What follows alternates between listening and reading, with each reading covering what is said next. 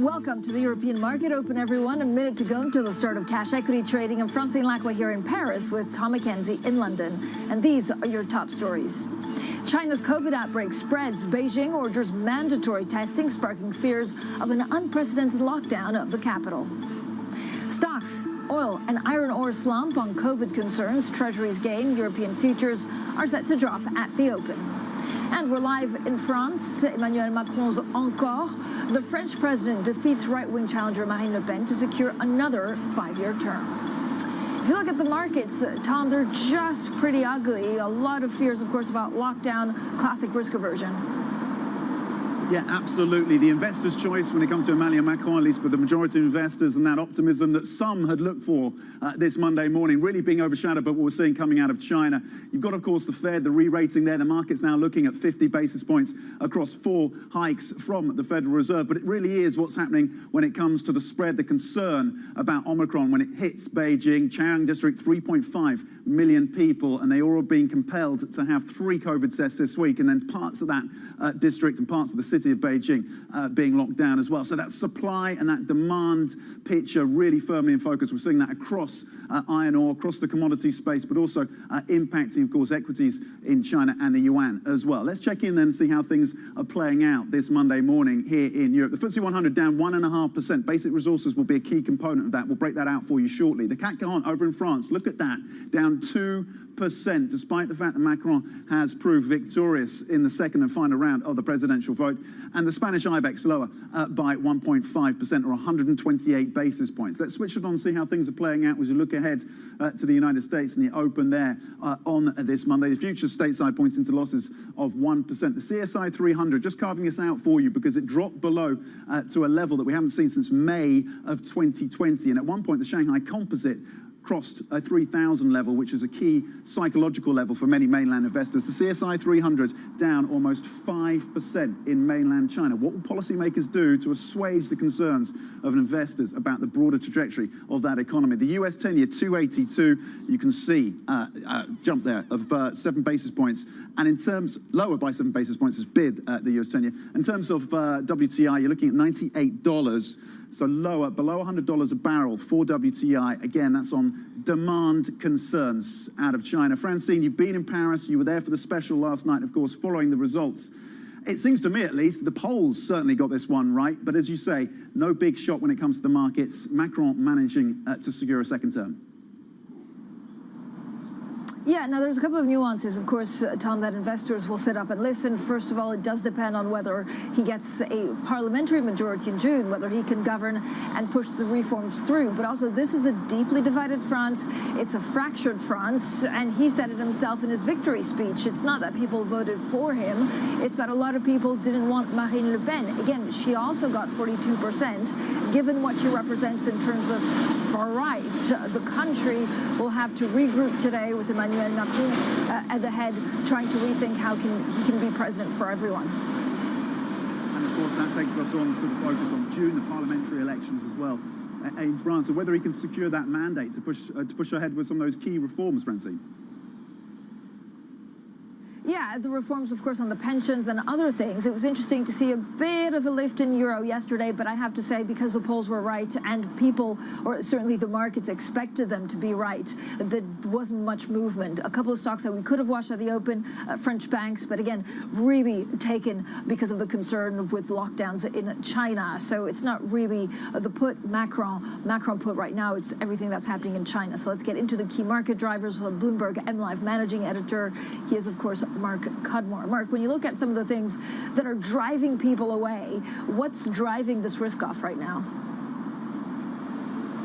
Today, it's really all about China. It's concern about those lockdowns in China. It's concern about the PBOC's policy around the yuan. They're leaving it slide. That's feeding through to other currencies. It's also said in the message that the PBOC is not going to provide as much easing as many people are affecting. That's why Chinese stocks down about 5% in the main benchmarks today. And remember, they're already at the lows. So they're now down at multi-year lows, back to the worst day for mainland Chinese stocks since February 2020 at the height of the pandemic there. It's just a really, really bad day in China. But it's a good question to ask, what is driving it? Because the whole point is this is hitting a market that is vulnerable because of the Friday price action. And the Friday price action, the Friday risk aversion, was much more about inflation, about higher yields. It was a completely different dynamic. So this market was vulnerable, was worried about the tightening of financial conditions globally. Suddenly it comes into Monday morning and we have a whole fresh concern that it's not just about tighter financial conditions. It's that the world's second largest economy might be set for much more intensive lockdowns, might be set for a serious growth impact, might be set to really increase the inflation pressures. And that is why we're selling off today.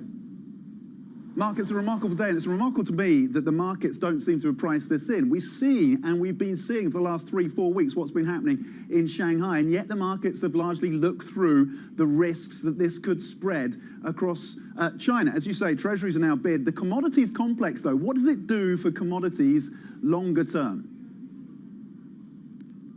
I agree with you completely, Tom. We've been talking about this for months. We knew that China's zero-COVID policy was going to be one of the big issues this year. I think there's a couple of reasons why we relaxed a little bit. One is that the approach around Shenzhen seemed to have worked relatively well, that aggressive approach. It seemed to pass quite quickly, and there are these loopholes for factories to keep operating. The disruption seemed to be less than people thought. It's only because how the Shanghai situation has worked out that people have got so concerned, and now it's spreading to Beijing. There's a real kind of panic, and it's also in the backdrop that China's delivered, as I said, less easing than was expected, and now they can't deliver that easing because they're worried about capital outflows, with the yuan weakening. And that goes into the second part of your question. What does this mean for the commodity impact? Well, demand is going to slow for commodities because the biggest consumer of commodities is China, and their growth is getting hurt. But it's going to hurt commodities demand directly. But the secondary impact is, as the yuan is weakening, it lowers their purchasing power of commodities as well. And that's why you're seeing commodities currencies really at the forefront of some of the suffering today. Mark, when it comes to the French elections, this is positive news, I guess, because we didn't get someone, Marine Le Pen, that would be nationalistic, that the market saw as a bigger shock to the markets as Brexit or even the election in the US of Donald Trump. But is it not playing out because it wasn't really priced in, the fact that she could win, or is it just all of this distraction from China? You know, Francine, it's a great question. You'd think that we might have learned from the last 5 or 6 years to maybe price in a little bit more of an element of potential surprise, to price in the chance of a tail risk, but it wasn't priced in. There was just an assumption Macron was going to win. I think people in markets only gave the chance of a Le Pen win maybe 1 or 2%. It was kind of irrelevant. And I think that it's really important political story. Something you've talked about, Francine, this morning, is that the divide in those results we're seeing in France and what it means for the parliamentary elections, what it means for France's economy and Europe going forward. I think these elections will be very, very important and closely studied in the coming weeks. Just in the very short term, they've been completely overtaken from a market's point of view. Look, euro-dollar is having its worst day in April. It has fallen through the year-to-date lows. Everyone is trading. What is happening in China? The massive risk aversion we're seeing a dramatic day in markets, and that is short term overshadowing the very big political story we've got as well. The drama in these markets spelled out beautifully by Mark Cudmore, managing editor for our Bloomberg MLive team. Thank you for walking us through some of the key themes that we are watching. And coming up, encore, Emmanuel Macron clinches a second term as French president, as we've been discussing. We're going to get the latest from Paris. That is next. We'll break out the implications, as Mark was saying, the need to continue to focus on what happens when it comes to those parliamentary elections in June. Stay with us. This is Bloomberg.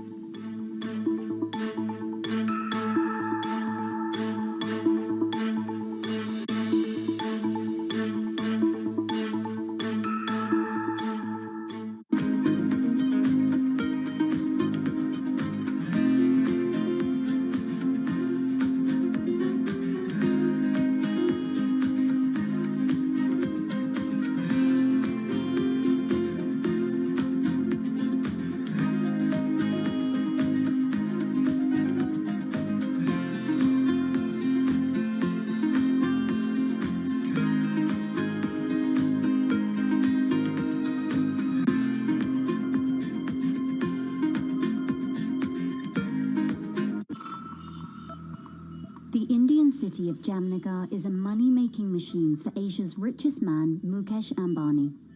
His company Reliance has the world's biggest oil refinery complex here in the city. Jamnagar is also where Ambani is making his newest bet, a $10 billion investment in green energy.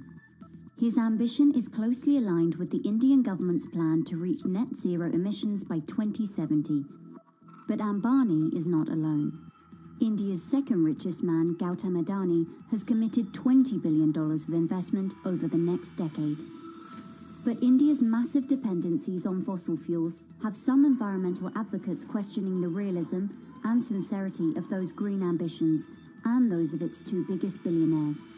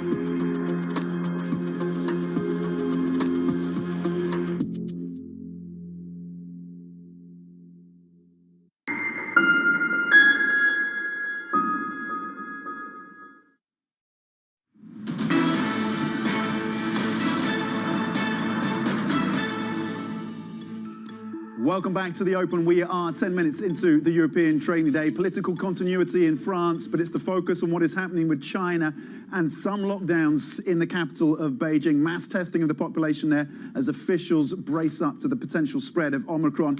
In terms of how that's playing out then in European markets, you're seeing losses of 1.5% across the benchmark. Every single sector is in the red, led by basic resources, lower by 3.5%. We've seen iron ore fall about 7%. You've got WTI below $100 a barrel. The concern about the demand picture out of China. When it comes to the least affected sectors this morning, utilities down just 0.4%, but every single sector, okay, taking a loss in the first 10 minutes, 11 minutes of the trading session this Monday morning. Let's zero in on some of the individual corporates we're looking at. We are, of course, still in earnings season. That's being reflected with a couple of these names, and then we'll look at the impact on one particular miner as we square up to this demand hit out of China. Roche then coming out with first quarter earnings that beat the estimates. The maker, of course, of pharmaceuticals, they have warned about the demand starting to weaken for some of their COVID testing, but more broadly, the picture out of the first quarter was positive for Roche. Nonetheless, the stock is down 1.8%, increasing for the first quarter in terms of sales by 10% year on year. We'll continue to look at Philips. Look at that, losses of almost 10% for this maker of ventilators. Why? They are talking about concerns about inflation, supply chains, and the impact of the war in Ukraine. The CEO saying that they will be implementing additional cost measures and, yes, price increases to mitigate. But investors not taking heart from those comments. Down 9% for Philips. Rio Tinto, just one of the miners we could have picked up, down more than 4%. Again, iron ore falling close to 7% as a result of what is happening. Concerns about a drop in demand from China as Omicron continues to spread, and it's the capital, Beijing, that is in focus for us today. Francine. Tom, here in France, Emmanuel Macron has defeated Marine Le Pen in France's presidential election on a pro-business, pro-EU platform. Well, Macron took more than 58% of the vote, making him the first incumbent in 2 decades to actually win a second term. This day of the 24th of April 2022, a majority among us made the choice to entrust in me the presidency of our republic for the 5 years to come. We have to consider all the difficulties of everyday lives and respond effectively to the anger that has been expressed. Now joining us is Maurice Lévy, chairman of advertising and communications giant Publicis, but really an insider into everything French, into a lot of the deals and a lot of the chief executives. So, Mr. Lévy, as always, thank you so much for making us smarter on the French and how they actually look at society. First of all, there's a parliamentary election. Will Macron have enough power to govern and to push the reforms through that France so badly needs? I think that with such a margin, he can't govern. Now we will have to have the third run, which is the legislative, as you know, and the legislative will give him or not the power to govern. We have avoided the worst, and now we have to work for the best. And the best to happen, we'll need to give Macron a large majority at l'Assemblée nationale. But, Monsieur Lévy, you say that we've avoided the worst. There was loads of people that didn't go and vote. There were loads of people that went to vote but actually left a white paper because they didn't like the candidates. And actually 42% in this country voted for a far-right candidate. What does Emmanuel Macron need to do now to unite France and to give maybe a little bit more to the people that feel like they have nothing? The problem is not only the people who have nothing, because the people who have nothing are more or less well taken care of. The real problem is the lower middle class. And the lower middle class is feeling frustrated, believe that they are not taken care of, that they are left behind, and that the major issues are not addressed. School education, health, security. The fact that these people feel insecure, they have the feeling that the key issues are not treated since decades. Can Monsieur Macron change that? What does he need to do to make them feel better? Does he need to spend his way through the second term? All this will depend very much on how large will be his majority. Today, as you have pointed it out very well, France is divided in 3 blocks. They are not equal. The largest one is clearly the bloc of center-right, and a little bit center-left. Far right, and this is quite impressive to have Mrs. Le Pen getting 42% of the vote. And this is something which is extremely dangerous because France is clearly divided. And we should not forget La France Insoumise, which is far left. And when you add the far right and the far left, you have a majority. So the extremes are today the majority of France. They are willing to make huge changes. So the issues are still on the table. They are not resolved, and all the problems have to be addressed. It will not be easy. It will not be a walk in the park. Yeah. And the fact that Macron has been elected is a very good thing, but the task is ahead of him. What role does Jean-Luc Mélenchon, the far-left leader who actually did very well in the first round, what role could he play in the parliamentary, the legislative election? Could he actually become prime minister? No, there is no chance that he can become. Not even if he rallies all of the left? Not even if he assembles all the left. If you look at the whole left, it is slightly above 30%. The country is clearly on the right side. When you look at Macron plus Le Pen, you have more than 50%. So there is very, very, very little chance. You should never decide before the vote, but it's extremely remote. It's maybe 5% chance that he can become prime minister.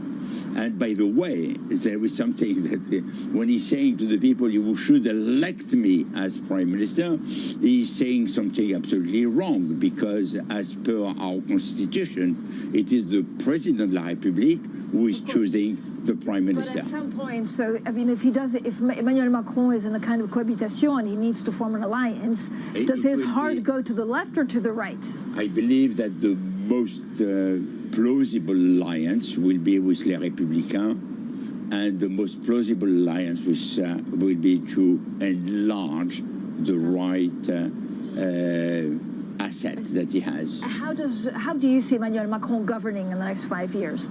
Pushing through the reforms that a lot of the French don't want, but he doesn't care because he doesn't have to be re-elected, or actually try and take the country together, maybe even in adopting some of the policies on the cost of living that Marine Le Pen put forward?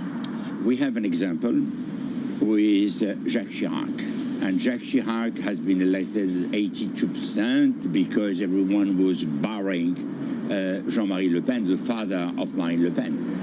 And this has led to a standstill situation. He has done nothing. This was in the second term, in 2002. Yes, in 2002, second term. He has done absolutely nothing.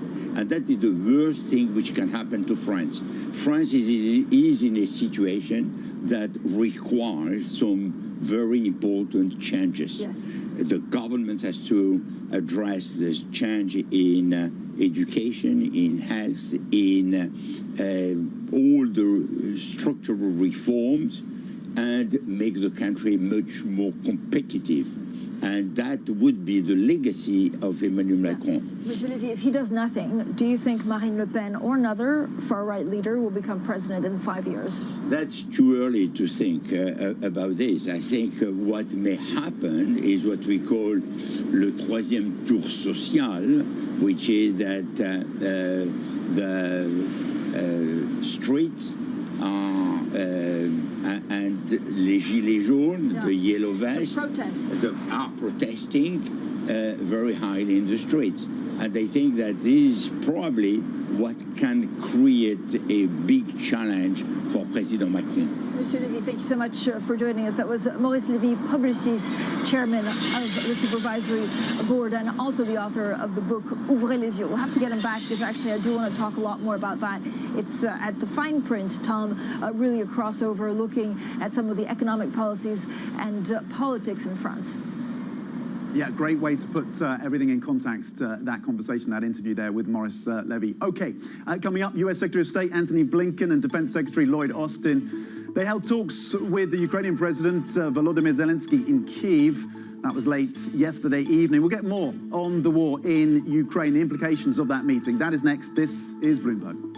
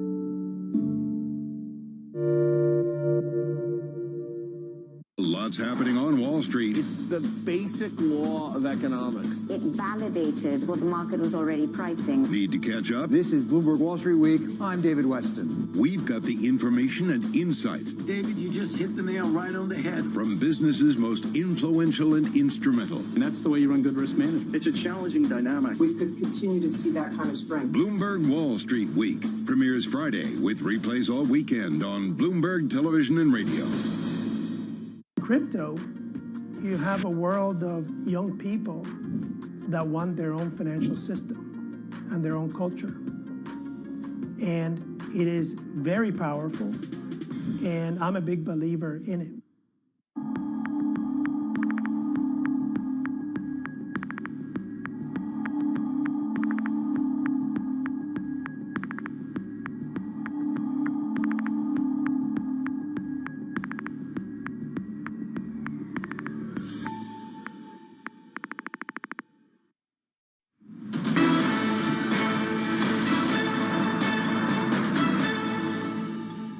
Okay, welcome back to the Open. 23 minutes into your European trading day. We can talk about the equity markets, of course. Every single asset is moving across equities, commodities and FX this morning on the back of what is happening in China. Just broadly, the Stock 600 down 1.2%. But we want to also bring to your attention what's happening in the bond markets, because the volatility is once again being underscored by what we're seeing. A bid for treasuries, US treasuries, but also here in Europe, Eurozone and gilts as well. So you can see the benchmark for the Eurozone, the German the 10-year, you can see lower, the yields lower by 9 basis points. So a move into those bonds. The same thing with Oats over in France at the 10-year there, an 8 basis point move lower. They are bid. And Italian BTPs as well, 7 basis points for Italian BTPs, lower 2.6. So there's a move into these bond markets as investors seek shelter, and quite a marked move given what we saw last week when yields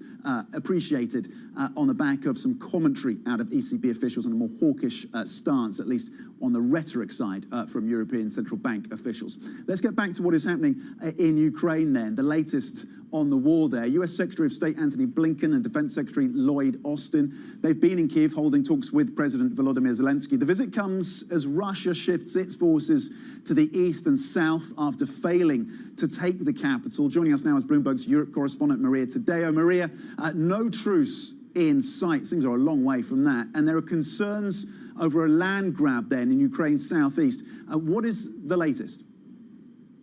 Yes, and Tom, remember, yesterday was Sunday, Easter Sunday for the Christian Orthodox. This is a big religious festivity, of course, for Russia and both Ukraine. There had been hopes that potentially on Sunday, in honor of that Easter Sunday, there would be a truce, but you saw overnight the bombings continue. Now, in terms of the land grab, there is now serious concerns that far from retrenching, the Russian army is now looking to make inroads in the south of the country, in the east of the country, and essentially carry out those so-called referendums and then essentially just annex those territories into the Russian Federation. It is worth pointing out that Volodymyr Zelensky gave an interview on Saturday to the foreign media in the underground of Kyiv, where a lot of people, of course, went to hide at the start of the war. And he said, there's 2 conditions for me. If we see a referendum being called in order to annex eastern Ukraine, or the soldiers who are right now in the Azov staff in Mariupol get killed, that would be the end of peace talks for Ukraine. So where are we on the peace talks right now, Maria? Yeah, essentially, Francine, they're at a dead end. And of course, again, more reports coming out that Vladimir Putin has now decided he's not interested in the diplomatic way, that he wants a big victory ahead of Victory Day, of course, May 9th. That's a big Soviet Union victory over Nazi Germany, that he wants something in the next 2 weeks, is not going to move back from it. It is interesting to see, however, the language coming out of the United States. Remember, Antony Blinken was there in Kyiv yesterday. He says, we'll do everything to help Ukraine. Okay, Bloomberg's Maria Tadeo in Brussels, getting us up to speed on the situation in Ukraine. Coming up, a big night, of course, for Emmanuel Macron. Can he carry the momentum from his presidential election win into the upcoming parliamentary elections? That is where the focus shifts. This is Bloomberg.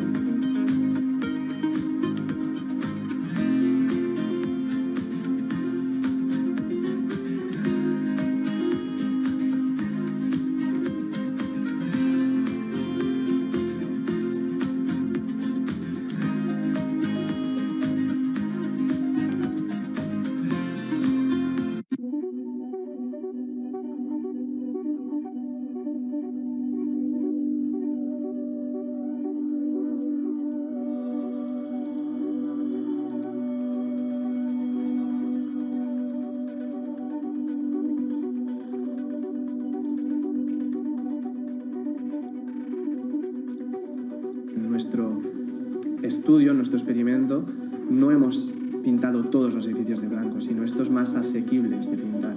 Y ya hemos detectado reducciones medias en el área metropolitana de 0,8 grados aproximadamente en un periodo de ola de calor y con picos máximos de 4 grados de disminución en un momento puntual del día, en una zona puntual del día.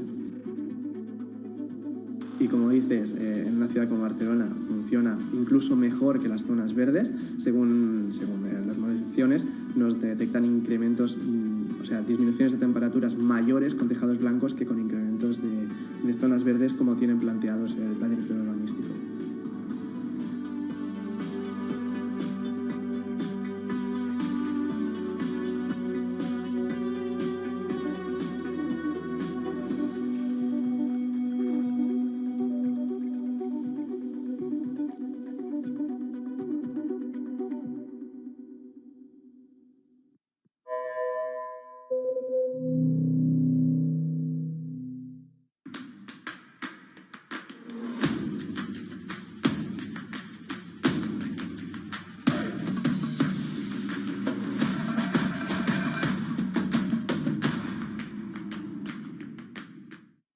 I think that it's hard to put your head around any narrative. Let's just be honest. We've had sort of a shift in, are we in some sort of stagflation fears moment? People were talking about that all day yesterday.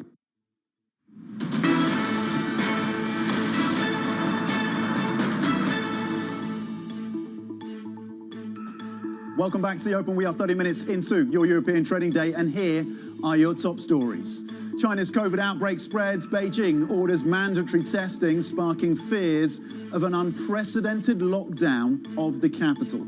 Stocks, oil and iron ore slump on COVID concerns. European bonds rally and stocks slump at the open. Plus, Macron's encore. The French president defeats right-wing challenger Marine Le Pen to secure another 5-year term. Francine's in Paris. She's been covering all of this for us from when the results started to roll in at 7 p.m. UK time last night. Francine, I think we have to give a hat tip to the pollsters because they nailed this. Yeah, they did nail this. If you look at the methodology, and we did speak to a couple of pollsters, the methodology is a little bit different. It's, of course, also changed in the last 3 to 4 years to account for a lot of the errors. But yes, you're right. The polls actually didn't move. We knew that hedge funds and certain banks also did their own, their own individual polling, and that also was pretty much in line, which is why maybe we're not seeing a lot of market reaction on the back of it. But also the market reaction is more on what's happening in China with that risk off. And so for the moment, it's risk averted here in France, steady as they go. We go back to normal, and so no one's really understanding or taking care of the nuance of what's happening in parliamentary elections in June. What is the mood, Francine, compared to 2017? Is there a jubilance in the air in Paris, or is it more subdued, as you suggest, in terms of the market response, certainly, but on the ground in Paris?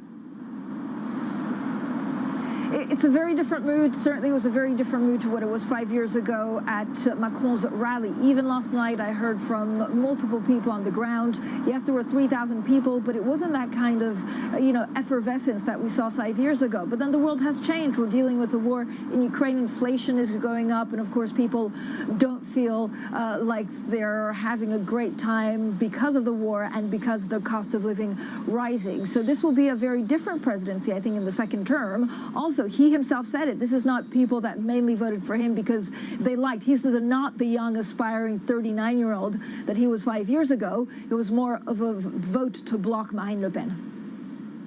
Okay, and of course, with that lead up to the June parliamentary elections in France and whether or not he can secure himself a strong enough mandate to push through some of those reforms. You talked about the markets, of course, pronounced risk off, and you touched on the fact that China, of course, is firmly in focus, overshadowing when it comes to the market context what is coming out of France. Certainly, there is, of course, and there have been some limited lockdowns in the Chinese capital, and there is mass testing in a district called Chaoyang District, home to 3.5 million people. There is the concern about the demand shock. We saw that reflected when it comes to oil, but particularly iron ore as well, and assets across the Chinese space from bonds to the yuan impacted on the back of this. The CSI 300, the benchmark, ending lower at more than 4%, bringing you back to the kind of lows we saw in the early part of 2020. The FTSE 100 then down 1.7%. The handover from Asia has been bloody. The DAX down more than 1%. Most sectors, 90% of these sectors, sectors trading lower this morning. Again, readjusting to what the implications are if you get more of a sustained lockdown in the Chinese capital, of course, as the lockdown in Shanghai continues. One sector remains in the green. It's utilities up 0.7%. The defensive tilt articulated within the equity space then, as you see a bid for bonds and treasuries. Yields are lower. The dollar is higher. Basic resources right at the bottom of the list, down almost 5%, followed by energy and consumer products. So again, a very pronounced risk-off mood across these markets this Monday morning, 33 minutes into the trading session. Let's get back out to Francine and the latest when it comes to the result, of course, out of France. Francine. Yeah, we know Emmanuel Macron defeated far-right leader Marine Le Pen in the French presidential election. Macron won a second term on a pro-business, pro-European Union platform, and that's bolstering the bloc as it tries to deal with the war in Ukraine. Now, for more on all of this, we're joined by Jeremy Guez. He's Associate Professor of Economics and International Affairs at HEC Paris. Thank you so much, Jeremy, as always, for coming on. All right, 58% honorable, but it also means that 42% of this country voted for a far-right leader. What does Macron do next? He's going to have to convince, a large part of this population that, you know, there's still something to be found in globalization, that France still has its position in globalization. You know, left and right basically died 2 weeks ago in France. It's a collision between those who think France can adapt and those who want to protect France. The first camp won, but the first camp still has to make that demonstration that there's still something to do about it. Are you telling me that it's basically, you know, the status quo versus the angry votes, and that's far right and far left? So what could we see in the parliamentary elections? So it's really interesting. You look at the results by district of the first round. Macron comes up on top, district by circonscription, for each deputy, right? Each member of parliament. He comes up on top with 266. That's about 25 short of a majority.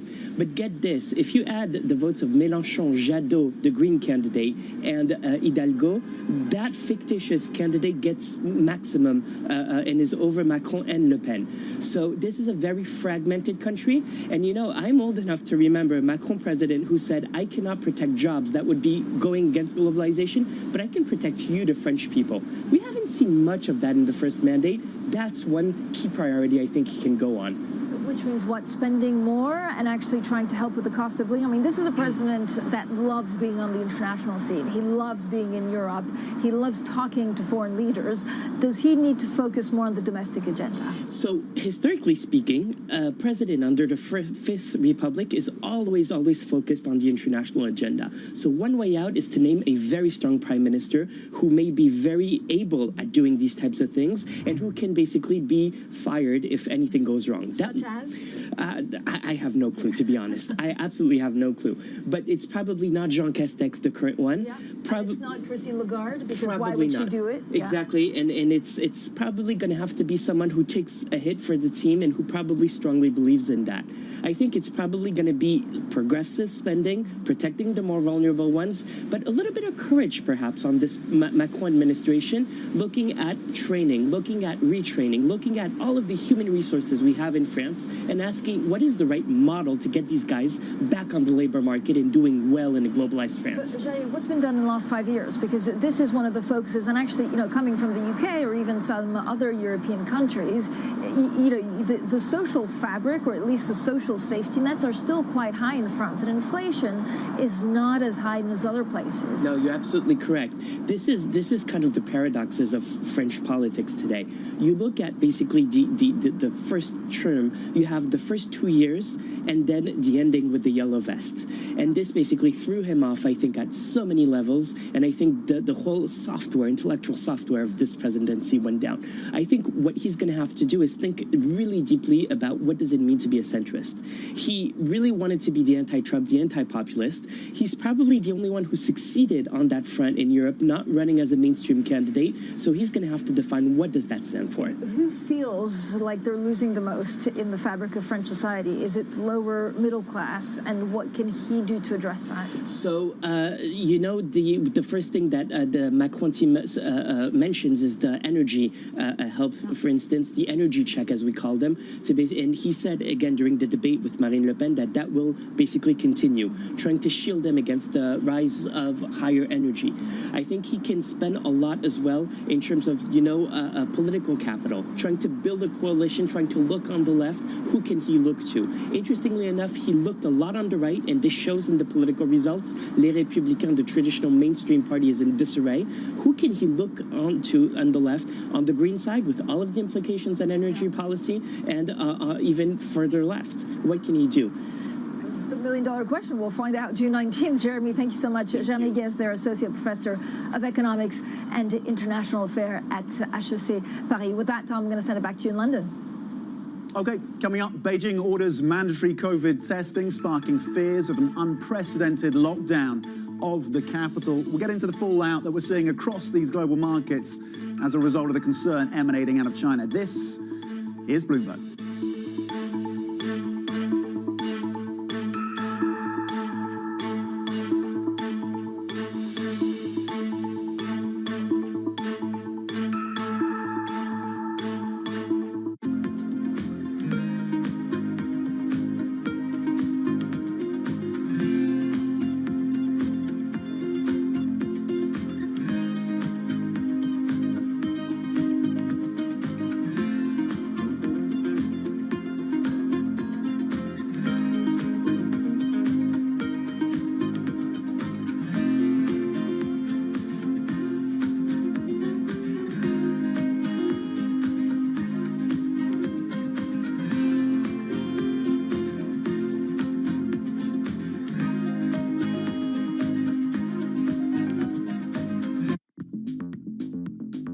When you think of cutting-edge technology at sea, you might be thinking of stuff like this. But there's an incoming revolution on the high seas that isn't quite as sexy, but could be significantly more impactful. Container shipping is the key component of global trade. About 80 or 90% of all the world's goods are transported at sea at some point.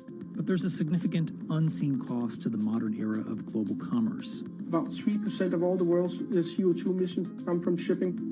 3% may not sound like a lot, but that's roughly comparable to the entire CO2 output of Germany.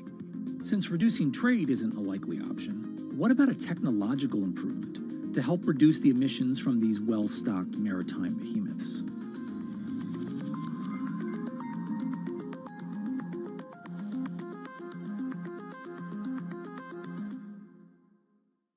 Front Row, exclusive interviews with the most influential figures in finance. Lloyd Blankfein. Deflation is a terrible thing. Inflation you could tolerate. Kathy Wood. Tesla will be in the pole position to dominate. Jeremy Grantham. We've had a very, very abnormal honeymoon Goldilocks period. First available on the Bloomberg Terminal, then on Bloomberg Television and Bloomberg.com. Front Row, the best seats in the house for business's greatest minds.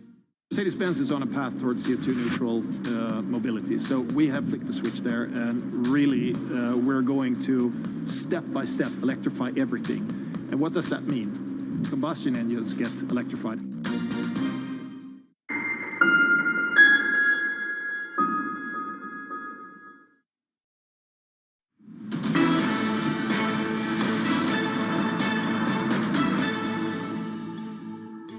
Welcome back to the Open, 42 minutes into your European trading day. Losses of 1.5% across the benchmark. The CAC 40 is lower by 1.6%. So much for that relief that some have been betting on the back of a Macron victory. This is not about French politics. This is about what is happening in China. You're getting a move into safe havens, and you're seeing that pronounced across bonds. The yields are lower across US Treasuries, but also in terms of what we're seeing in the German Bunds, Italian BTPs, and even Greek debt as well, though the yields lower have come off just a little bit. But still, the investment moves into the bonds, a flight to safety. The Bloomberg dollar index is up 0.4%. You're seeing moves lower across WTI and Brent of almost 3%. WTI below $100 a barrel. Let's break down some of these market moves and the consequences for investors with Virginie Maisonneuve, Global Equity CIO at Allianz Global Investors. Virginie, thank you for joining us.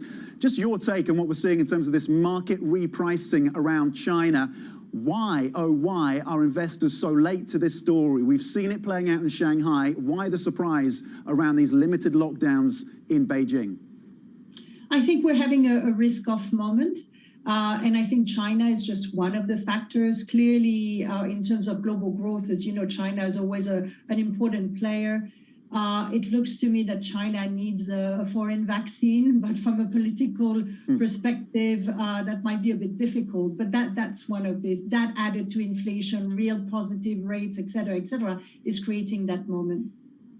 Do you want to be adjusting your portfolio in this environment, Virginie? I think, you know, since we've talked about volatility, although clearly I did not anticipate Russia, since the really November last year. And the key thing in that environment is to make sure that your risk contribution from every stock is very controlled or very mindful, if you want, and that you have enough diversification, both in terms of style, thematics, et cetera, in the portfolios overall. Virginie, good morning from sunny Paris. So what is the market pricing in right now? Are they pricing in like full lockdowns? What are they really worried about in regards to China? Well, it's really interesting. I think it's clearly the worry that the lockdown might go to Beijing is one of them. Clearly the concern about the lack of progress and how fast Omicron has developed. And I mean, from my personal view is, you know, why isn't China using some of the foreign vaccines that have proven to be much more efficient? PBOC today called for loosening measures. So, you know, the fear around GDP growth clearly, and the fact that the Party Congress in the fall is still quite a ways away. So all of this together is putting some of this risk-off moment in China. But Virginie, this is not, I mean, we've seen ports, of course, being stalled, grinded to a halt. I mean, what's the significance of having such a big city in lockdown? For international markets, what's the exact repercussion, like the secondary and third round effects of this? Yeah, so you have the demand side, of course. You also have the renminbi coming down. There was a comment this morning about, you know, it's okay if the renminbi weakens a little bit. So it's a little bit of a shift, if you want. If you look at second quarter GDP, could be because of the lockdown as weak as 4%. Interestingly, in the China Daily this morning, Xi Jinping talked about China being instrumental in terms of bringing peaceful process to the resolution with Russia and Ukraine. So you can see a little bit of perhaps a divergence in focus. We also have a strong anti-corruption campaign with more people being arrested. So in a way, the preparation for the Congress meeting and, you know, the impact on the economy is going to be clear if things are locked down. But we have to look through that. And Virginie, certainly when it comes to European equities, there's a lot of exposure to China in terms of those businesses and their footprints in that country. But just walk us through what you've been seeing across the earnings space and how that informs your thesis going forward. Well, in the US, earnings have actually been quite strong. They've, you know, if you look at the top 5 stocks like Microsoft, Google, Netflix, Nvidia, and Facebook, who are approximately 40% of the S&P drop year to date. But if you look at the earnings, over 70% of companies in the US have guided for top projections. And on average, the companies who have reported have shown better earnings than expected. Now, in Europe, things are a little bit different, although this morning, as you can see, some of the French companies came up with some stronger than expected earnings. So I think there's clearly a delayed reaction. And the market worries around the energy equation in Europe is at the core of the concerns. Thank you so much. Virginie Maisonneuve, their Global Equity Chief Investment Officer at Allianz Global Investors. And I think we'll have plenty more also with Virginie a little bit later on. I really want to ask her about the French elections and the fact that the markets were barely pricing in a surprise move, and they're certainly not moving at the moment, Tom. Okay, coming up, we kick off earnings week. Big banks, big tech, and big oil all set to report. More on the outlook next. This is Bloomberg.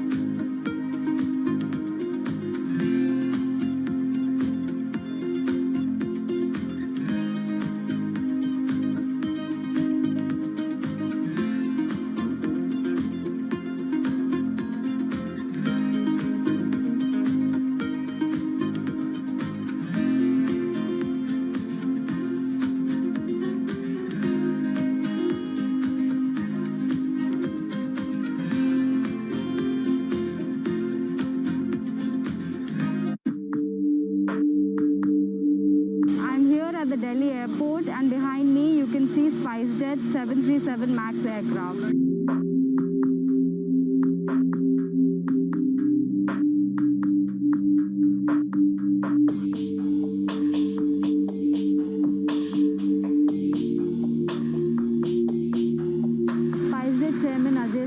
Earlier today said that Boeing is going to compensate SpiceJet in form of cash and aircraft.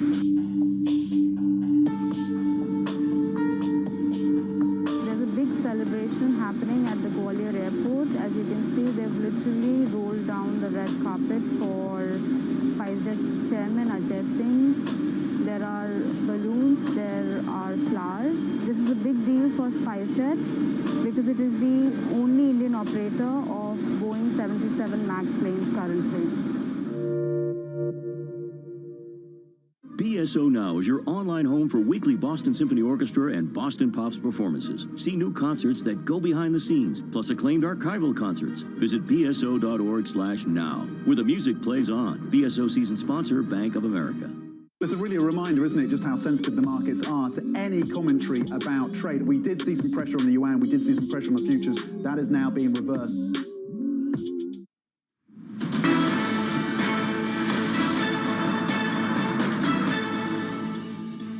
Welcome back to the European Market Open. Let's zero in on the earnings picture then. Europe's big banks, big tech and big oil all due to report earnings against the backdrop of high inflation and, of course, the war in Ukraine. Joining us now is Tim Craighead, Bloomberg Intelligence European equity strategist. Tim, what are you looking for from what is shaping up to be and what will be the biggest week of the first quarter earnings, and certainly for European earnings this week? What is in focus for you? Yeah, no doubt. So I guess a couple of things come to mind. Number one, it is a huge week. We got 150 of the 600 companies of the Stock 600 reporting this week, either earnings or sales. So big week.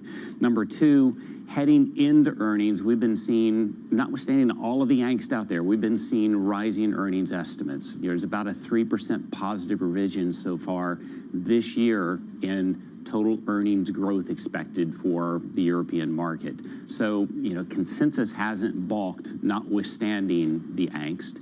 Specifically in Q1, consensus is looking for about 21% earnings growth. So it's a pretty heady 1Q growth. Now, you got to remember part of that is energy and materials that has just gone bonkers. Part of that is still a reopening trade, so which will start to lap a little bit. But it's a critical period in the midst of all of this concern that we've got on rising prices, Russian sanctions, what's going on with China as a lockdown, can companies raise prices? So there's a lot to chew through. What are you seeing, Tim, and good morning from Paris, in terms of, inventories, margins, some of the key indicators that we should be watching out for? Any early indication of how those are going?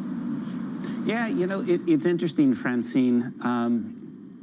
If you look at just the early indications coming through, we've seen some points of reference on this. ABB and Sandvik both reported last week, big industrial companies, one electrical equipment, one machinery. They both had big order growth, frankly, surprisingly big order growth. If you look at ASML and what they're saying about the semiconductor business, it's still very much constrained from the standpoint of being able to meet orders because demand is so robust.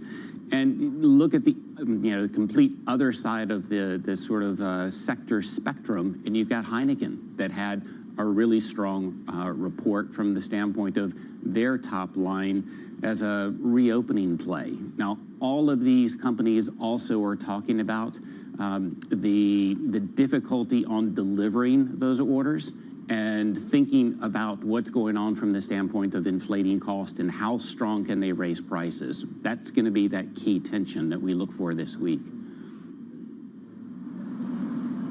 Tim, thank you so much. You have a big week ahead of you, so good luck with that. I know you'll come back on TV to bring us up to date with all of the earnings. Tim Craighead from Bloomberg Intelligence. Now, onto Twitter, onto Elon Musk. It's been at least 20 minutes since we haven't spoken about him. Let's focus on one of the big tech companies that are due to report this week.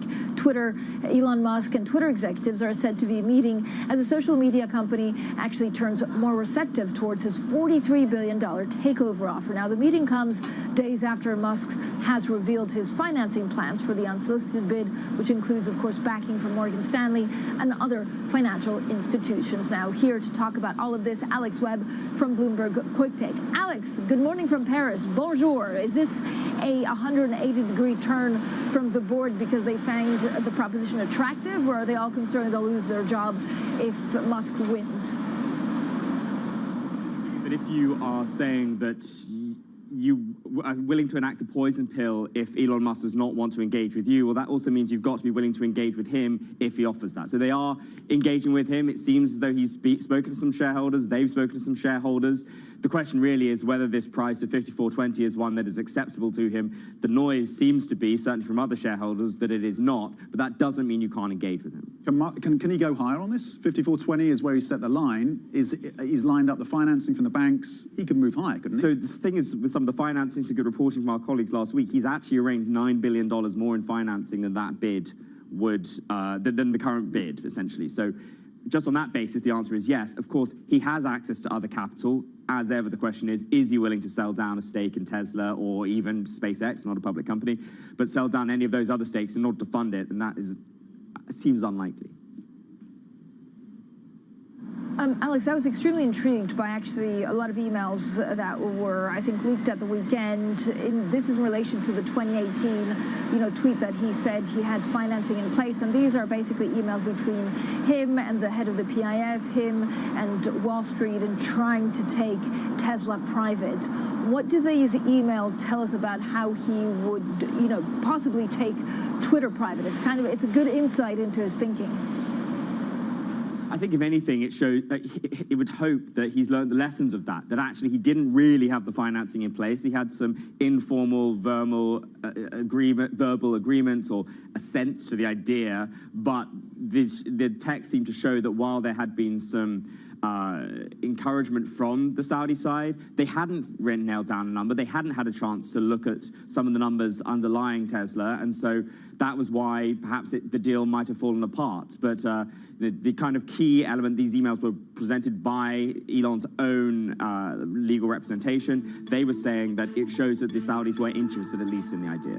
Bloomberg Quick Take correspondent Alex Webb on the latest when it comes to Elon Musk's bid for Twitter and those intriguing text messages and emails between him and the Saudi Sovereign Wealth Fund. Thank you, Alex. That is it for the European market open. Surveillance early edition is up next. The markets here in Europe, you're seeing losses of 1.6% stateside. The S&P E-minis are putting to losses of 0.8%. This is Bloomberg.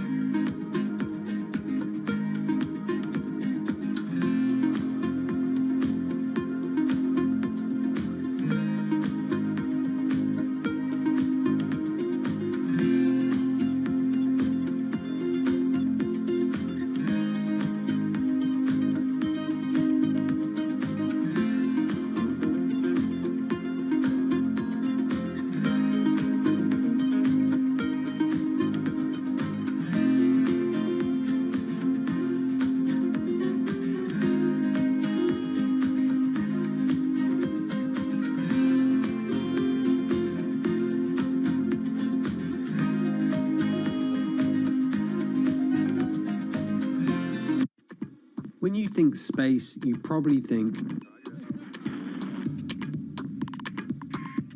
one space agency that travels under the radar is ESA, which is surprising considering what the European Space Agency has achieved and how vital it is to the global space industry. We've collaborated with pretty much everybody who is involved in space exploration. ESA wants to be a leading force in furthering humanity's mission into space. Commander Ground, do you copy? Copy. If we want to have successful human missions to Mars, we are going to have to learn to live and work off-world in a different way. The place where we are going to learn to do that is on the moon. can ESA help humanity take its next giant leap?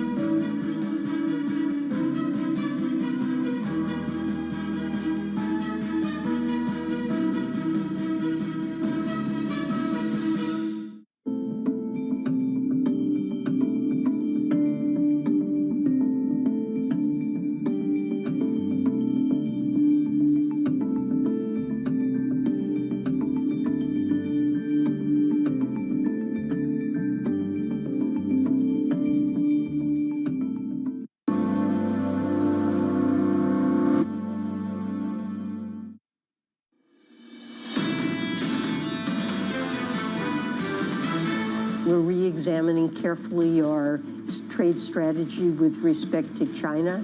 In defeat, I cannot help but feel a kind of hope. We have to consider all the difficulties of everyday lives and respond effectively to the anger that has been expressed. This is Bloomberg Surveillance, Early Edition, with Francine Lacqua.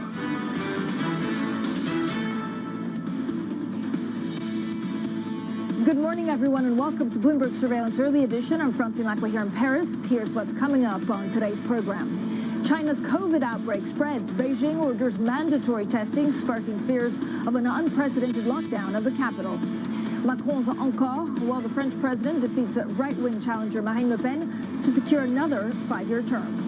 And Secretary of State Antony Blinken and Secretary of Defense Lloyd Austin pledge more aid on a visit to Kyiv. U.S. officials promise more than $700 million in financial assistance. So first thing is first, let's check in on the markets. My colleague and Markets Live editor Mark Hudmore is in Singapore for us. Busy day on the markets, Mark. Let me just go through the main moves. It's very clear that stocks and commodities are tumbling quite significantly. Risk-off mood because of the bigger slowdown that they worry about in China due to possible lockdowns. Why is the market sitting up and taking notice now instead of doing it 2 weeks ago, Mark?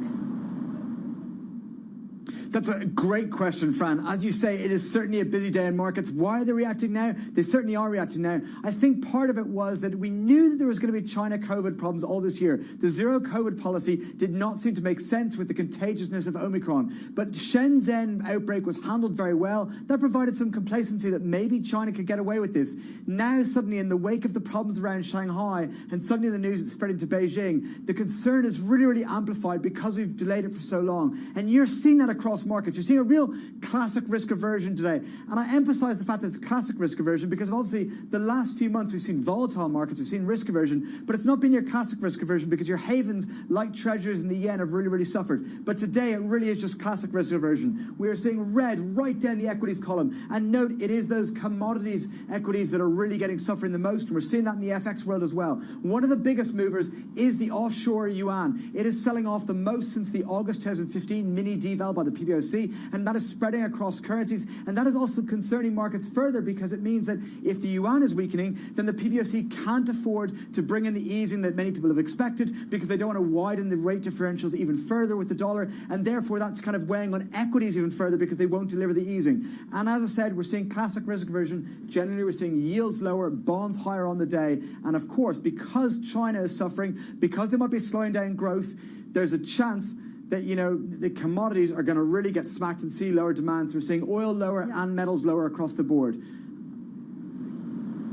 So, Mark, first of all, how much weaker can the yuan actually get? And what is the market really worried about? That this has a global repercussion because it's on the commodity complex, that people stop buying and stop building? Or is it, something deeper with second and third round effects?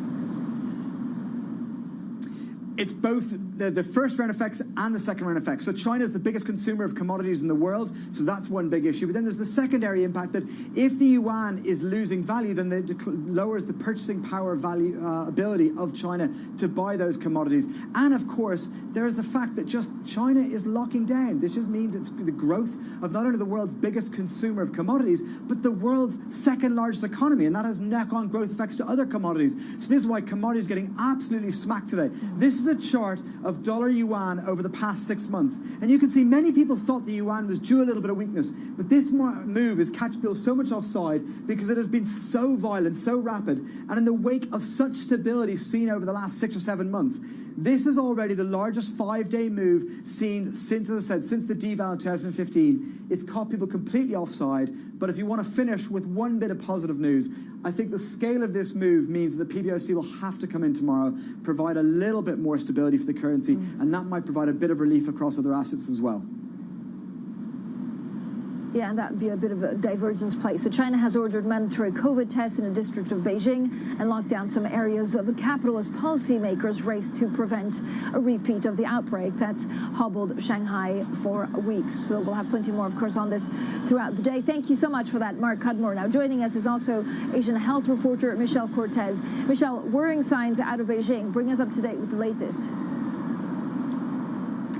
So the numbers of infections in Beijing is still relatively low. Of course, the concern is that officials there are saying that it's stealthy and that it is appearing to be a bit more widespread than we had originally realized. Now, that's exactly what happened in Shanghai.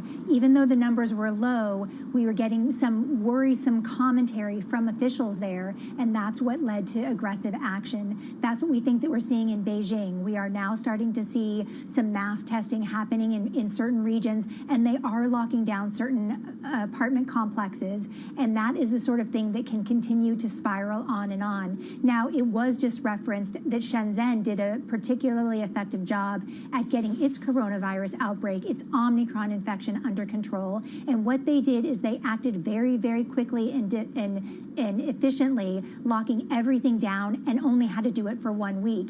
In Shanghai, it was much more iterative. They started slowly and then just kept expanding. So it'll be interesting to see what Beijing elects to do. Yeah. Oh, yeah, the pain threshold, of course, something we look at very closely. Michelle, thank you so much. Michelle Cortez there, a Bloomberg health reporter. Now joining us to talk about these markets, Virginie Maisonneuve. She's Global Equity Chief Investment Officer at Allianz Global Investors. Virginie, I want to talk about the French election, but first of all, on these markets, are they overreacting to news of China, or was it a long due correction? I think it's a risk-off moment. You've had clearly, some changes in the bond market in the U.S. Central banks are hawkish. We have $11 trillion worth of global debt that have moved from negative yield to positive yield territory. And now, of course, so you have the inflation side and you have the demand side, and China is an important part of the global demand side.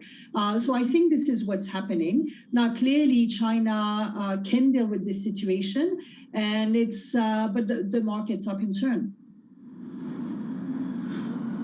The markets are concerned, Virginie. What's the next point of concern going to be? If PBOC actually acts tomorrow, will that give a little bit of relief to global markets, or could this get worse as we look at what the Fed can do to tame inflation? Well, so I think it's possible that China decides that the renminbi can go weaker until this COVID situation is under control in Beijing, right? And in terms of support, remember, China is at a different stage than the U.S. The economy is quite weak, while the U.S. economy is quite strong. And so raising rates, for example, or is not in the cards. It's about supporting the economy to grow through this next quarter, so that by the third quarter, the economy is in a better shape. So we'll see what PBOC can do, but I think they'll let the currency be a bit weaker. Virginie, we also saw that Emmanuel Macron win last night with 58% of the vote. Then we look at the legislative, the parliamentary elections in June. Why is the market largely ignoring this? Well, I think it's in risk-off environment. Bad news get priced very badly, and good news are sort of ignored. It's like check on the list and move on. It is important, the Macron vote, the vote for Europe and for NATO in this very volatile and difficult environment. But I think this is what's happening. It's being ignored because it's good news. Do you worry, Virginie, that we're going to see some kind of paralysis in political France, which would lead to less reforms, but also more voters getting angry the next time around if they're not taken care of? definitely. The challengers and this election was really now clearly he won, but with a lower threshold. And when you see the amount of discontent, it is really challenges. Those are reflecting challenges that need to be addressed. Connection with people. Macron is seen as somebody who can't connect with all the population. This needs to improve. The other thing is, who will the prime minister be so that he gets his majority in assembly, and that's going to be the key thing in the next few weeks. Virginie, thank you so much, as always, for joining us. Virginie Maisonneuve, their Global Equity Chief Investment Officer at Allianz Global Investors. Now, we're also getting some breaking news out of IFO, that German number just crossing the Bloomberg terminal. April German Business Confidence Index is actually rising at 91.8%. It's a little bit better than expected. Economists had estimated an 89 figure. Coming up, encore, Emmanuel Macron clinches a second term as French president. We get all of the latest from Paris. That's coming up next, and this is Bloomberg.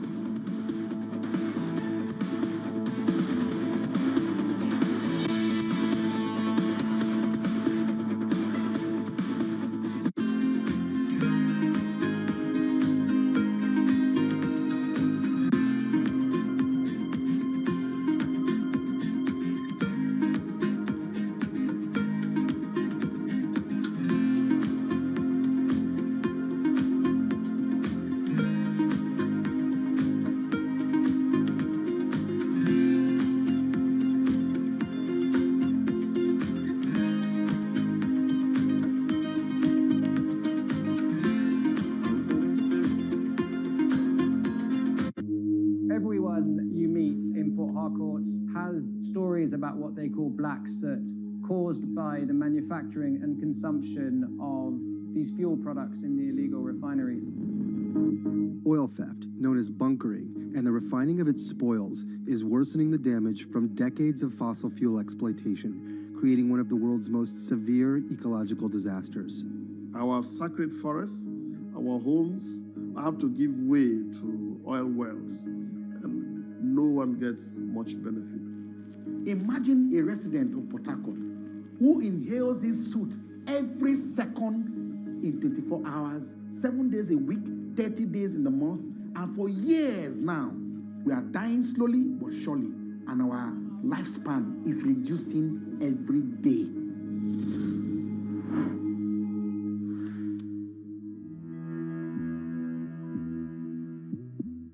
Bloomberg has enhanced search on the terminal to deliver what you need when you need it.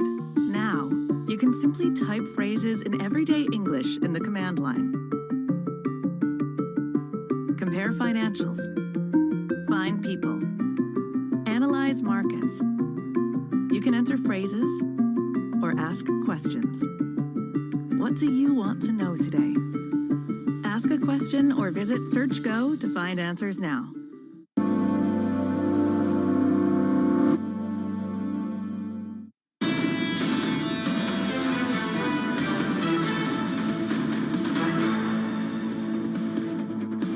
Economics, finance, politics. This is Bloomberg Surveillance Early Edition. I'm Francine Lacroix here in Paris. Now we'll have, of course, a full roundup of the markets. Also, Emmanuel Macron defeating Marine Le Pen in France's presidential election on a pro-business, pro-EU platform. Macron took more than 58% of the vote, making him the first incumbent in 2 decades to win a second term. Now, in his victory speech, he thanked French voters for rallying around him. This day of the 24th of April 2022, a majority among us made the choice to entrust in me the presidency of our republic for the 5 years to come. In defeat, I cannot help but feel a kind of hope. For our French and European leaders, this result is evidence that cannot be ignored of how the French people greatly distrust them and a broad aspiration for change. Well, joining us is Pierre Karleskind. He is a member of the European Parliament for Macron's party, La République En Marche. Pierre, thank you so much for joining us. I guess effusion, ebullition, a lot of happiness out there. But this was a different President Macron yesterday. He was much more toned down. The victory speech only lasted 10 minutes. How does he refocus and regroup today? Yeah, that's first a relief for all people believing in democracy. in freedom and in the fact that the far right can't go to power in France. For now. For now, well, for now, of course, we have this general election, the legislative elections, as we say in good French. We have now to be sure that democracy will prevail in France. But look at the first round of the elections. The situation is quite clear. The far right is not the leading movement in France. So. But yeah, it could be the biggest opposition. I mean, I'm looking at, and you see it in the charts. I mean, it just keeps on rising and rising. It's still 42%. And if you look at the angry votes, far right, left and far right, they're much stronger than the main parties. Why is France so divided? They are not stronger than the main parties, because the main party in France is La République En Marche. It's Emmanuel Macron. It's 28% in the first round. Just do not forget that, because some people would like to say, no, we didn't win the election. It's the only Marine Le Pen who's been defeated. Who's been defeated yesterday. This is not only that. This is the message of France saying to the world and saying to herself that we will not go to the far right. Yeah. I understand. My point was that the angry vote. So the far left and the far right together were extremely strong. There were more than 50% of the French vote. So I imagine Emmanuel Macron today looks at those figures and says, what can I do to get more people behind me? Yeah, the question, and we have to answer, is how can we make sure that people are not left behind the way through globalization? This is one of the main points. How we empower them in the European construction, in the European Union. This could have been a referendum for or against Europe, and the answer was yes yesterday. That is the point. He is reforming the country. He has been reforming the country for 5 years, for the last years. And now we have to say to the people that the results are there. The results are there. And unemployment rate is the lowest since decades in I understand, France. but this wasn't a referendum on Europe because Marine Le Pen did not run on this, right? She did not run an anti-Europe campaign. Well, we all know what Marine Le Pen wants for France. She says, I don't want to destroy the European Union, but I want to leave the free market. I want to, well, the euro is okay, but 5 years ago she wanted to leave the Eurozone. So the reality is the program of Marine Le Pen is Frexit, in fact. Yeah, but which she denied actually also in the debate last Wednesday. Talk to me a little bit about what that means for the European Union today. So you have France with Emmanuel Macron at 58%. We then have, I guess, a bit of concern about the Italian elections that could be coming up. Is this a sweet spot for Europe to do more in the parliament, maybe to get also behind Ukraine? Well, the first thing is that, yes, this is a good news for Europe, the re-election of Emmanuel Macron. The second thing is in Slovenia as well. Yesterday there were elections and the anti-populist party won this election. So the pro-European party won the election in Slovenia. This is one of the 27 countries. So this is two good news in the same night yesterday. What does it mean? It means that we have to continue on the way we have begun with this conference for the future of Europe. We don't know here in France that there is this conference, but the goal of this conference is to propose which Europe the citizens want. And this is absolutely crucial for the next years. We have to show that Europe can be useful to all the citizens here in France. How? So is it through, if inflation is going up, people feel poorer, the cost of living standard is going down. What can Europe do for, Mr. Jean in Paris today? Mr. Jean. Mr. Jean. Usually Mr. He's Jean. asking. Why not? We welcome everyone here in France. Well, that's the point. There is one thing that has been really important in this election, that the unemployment was not a topic of the debate. Nobody talked about that. 5 years ago, and in fact, since I was born, we've been talking about unemployment. I remember when I was 20, the situation was, oh, you will have to make good studies to have a great job, good diploma, and so on. In the early 2000s, this was. Yeah, in the 2000s. Yeah. And even 5 years ago. And now the fact is that the unemployment rate is so low that it is difficult to find people for some jobs. So we have now to be sure that this will have an influence, that this will be a reality even in the smallest town, in the smallest places in France. This means school, studies, and adapting skills of people. Pierre, thank you so much for joining us today. That was Pierre Carleskind, a member of the European Parliament for Macron's party, La République En Marche. Now let's get straight to the Bloomberg First Word News. Here's Leanne Guerin. Hi, Leanne.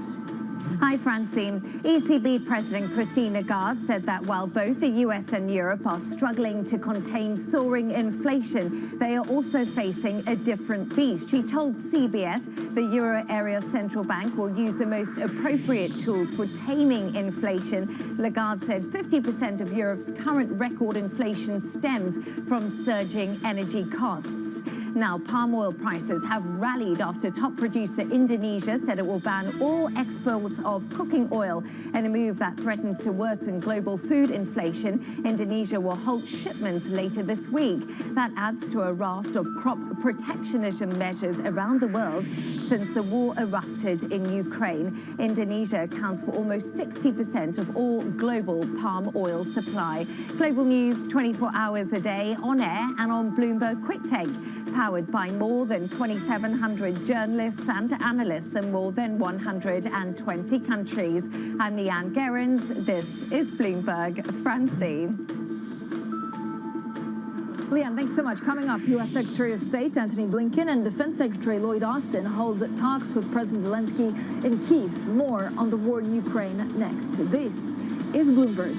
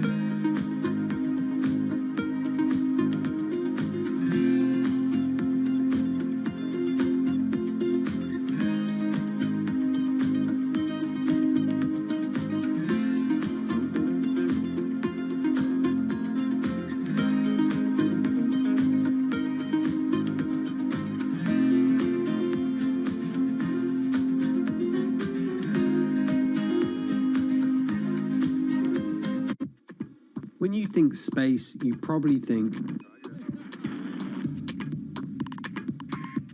one space agency that travels under the radar is ESA, which is surprising considering what the European Space Agency has achieved and how vital it is to the global space industry. We've collaborated with pretty much everybody who is involved in space exploration. ESA wants to be a leading force in furthering humanity's mission into space. Commander Ground, do you copy? Copy. If we want to have successful human missions to Mars, we are going to have to learn to live and work off-world in a different way. The place where we are going to learn to do that is on the moon. Can ESA help humanity take its next giant leap?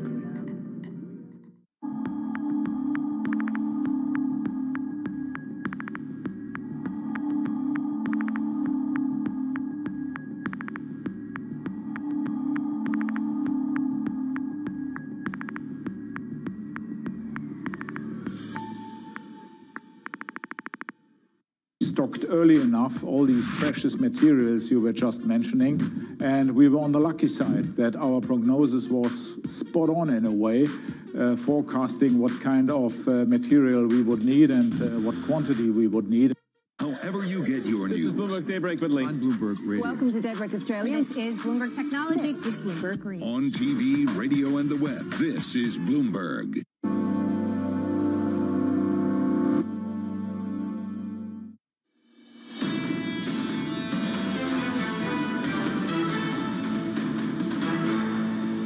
In terms of Russia's war aims, Russia has already failed, and Ukraine has already succeeded because the principal aim that President Putin brought to this, in his own words, was to fully subsume Ukraine back into Russia, to take away its sovereignty and independence. And that has not happened and clearly will not happen. Well, that was the Secretary of State in the U.S., Antony Blinken. Now, let's keep the conversation on the latest on the war in Ukraine. Joining us now is Bloomberg's Europe correspondent, Maria Tadeo. Maria, first of all, bring us up to date with the latest. This was the highest level, of course, of U.S. officials showing up in Kyiv. Do we know what they discussed? Yes, Francine, and remember, this is, of course, Tony Blinken heading to Kyiv. They want to reopen the embassy in the Ukrainian capital. The Americans were among the first to pull out of Kyiv just before the start of the war. Remember, that intel that they had was spot on. It was correct, the idea that there was going to be an invasion. And Francine, you know, the language coming out of this meeting, which of course was pre-recorded for security reasons, and now we're just finding out the details. Blinken told Zelensky, at this point it is clear that Ukraine will be around for longer than Vladimir Putin will be on the scene. It's unclear what that means. Nonetheless, he does say that Ukraine will win the war and that the United States will do everything possible until Ukraine gets to final success. Of course, this is a big show of support, not just symbolically, but also we're seeing another financial package of aid going to Ukraine. The United States pumping billions into this country, which is, of course, heading to a 35% GDP contraction this year and more weapons into Ukraine, too. Maria, thank you so much. Our European correspondent, Maria, there in Brussels. Coming up, encore, Emmanuel Macron clinches a second term as French president. We'll have all of the latest from Paris. We'll talk about reforms. We'll, of course, talk about those parliamentary elections in June. This is Bloomberg.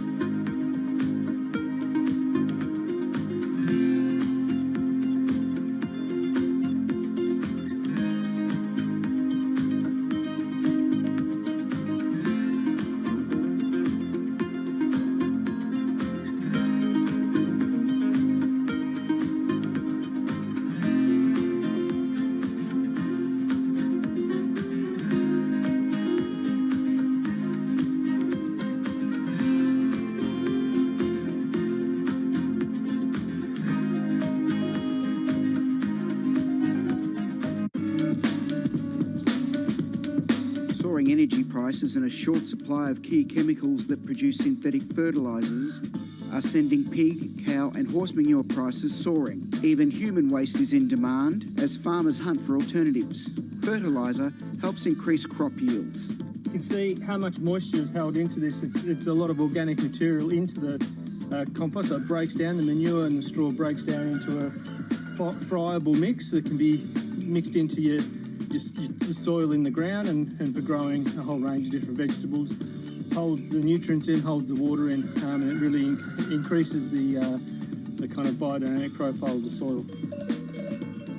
The recent price spike could mean more farmers going organic for the long term.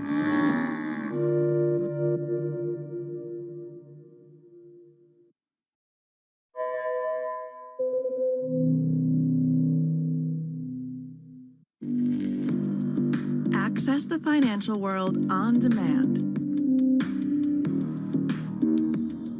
Hear from leading economists, policymakers, and industry experts via live and on-demand webinars, only from Bloomberg.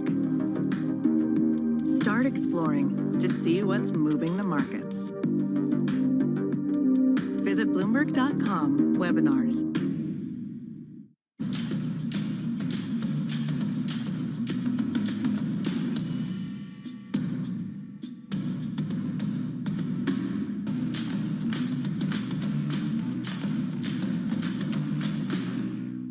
Market that over the past few weeks has made it clear it wants to go higher. It got a little spooked by the idea that geopolitical tensions are rising.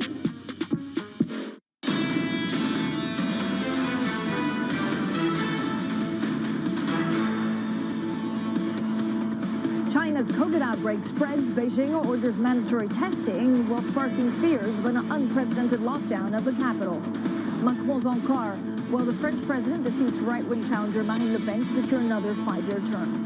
And Secretary of State Blinken and Secretary of Defense Austin pledged more aid on a visit to Kyiv. U.S. officials promised more than $700 million in financial assistance. Well, good morning, everyone, and welcome to Bloomberg Surveillance Early Edition. I'm Francine Lacqua here in Paris. So a lot of the focus on the markets really focusing, well, falling out of bed, I would say, risk-off mood across the board. China has ordered mandatory COVID tests in a district of Beijing and locked down some areas in the capital as policymakers race to prevent a repeat of the outbreak that's hobbled Shanghai for weeks. Well, joining us now is Bloomberg's Enda Kern. Enda, always great to speak to you, so thank you so much for coming on. Very worrying signs out of Beijing, and this is really spooking the markets. Just bring us up to date on what you're hearing on the ground. Yeah, well, the big concern, Francine, is that Beijing now goes the way of Shanghai. The officials have warned that cases are increasing. Like I mentioned, they're running through a mass testing system for Chaoyang and the eastern part of the city. About a dozen compounds have been sealed off. Residential compounds have also been sealed off, and there's been reports of panic buying among residents too. Now, at the same time, of course, Shanghai's lockdown continues, and the authorities there continue to double down on the zero COVID approach, and that's why we're seeing these jitters now flow through markets, with the yuan, onshore yuan, weakening to its most in a year, stocks selling off back to 2020 levels, and all the concerns are that the authorities are struggling to keep control of COVID now, with the obvious knock-on consequences that will have for China's economic recovery, and of course all kinds of warnings now about the pressures that China's recovery will be facing in the months ahead. So is there anything that officials can do to help minimize the damage, both on, citizens who are looking also for food and things like that, but also on the financial side, maybe with PBOC intervention?